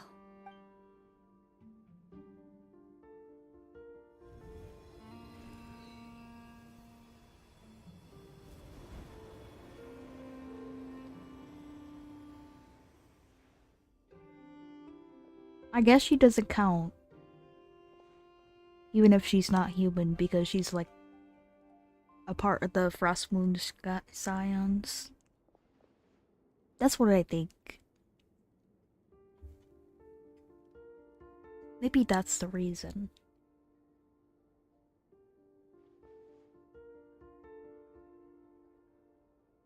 Beep, beep, beep.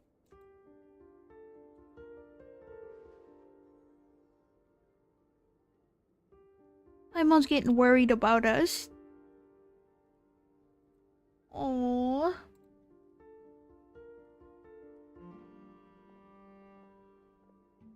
The work is done. The sacred scroll shut. The stars grow dim, the people silent. The white sun sets, the silver moon rises. O path to the temple, appear now before us.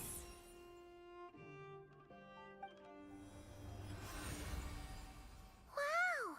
It really opened! So that's what all this is about. They've been trying to open this gate. Come, let us enter. Wait. It might be best to eat something first. Take care to chew properly and swallow slowly. It will give your body time to readjust to the digestion process. She looking at the crumb cookies. She's like, crumb cookies. They will head in soon. They will need to enter this gate.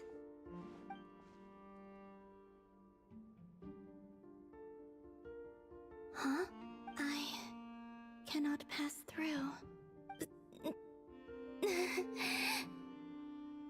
It has been 3 days. My strength has all but completely faded. Can I really hold on until Moon Prayer Night?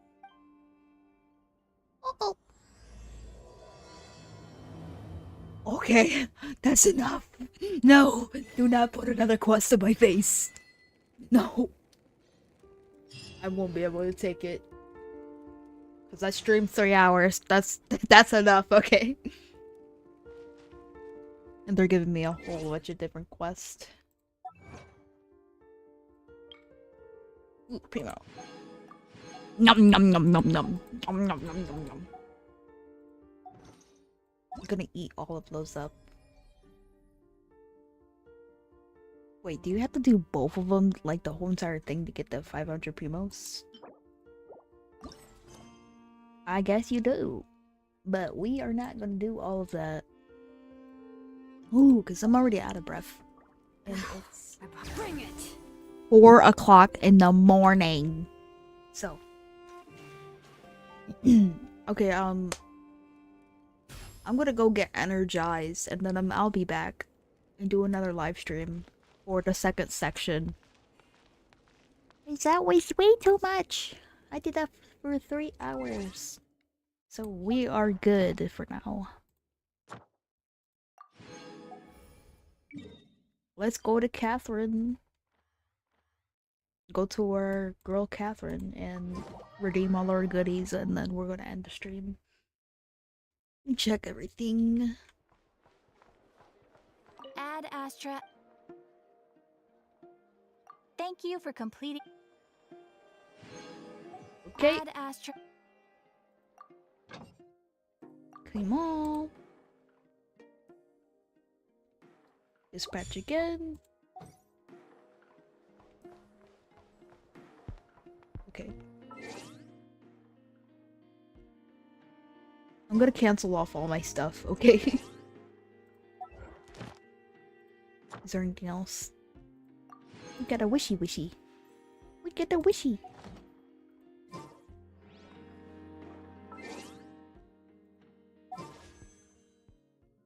Beep, beep, beep, beep. I check everything.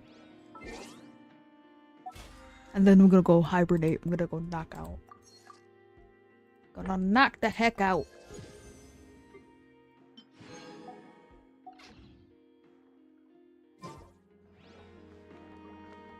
Okay.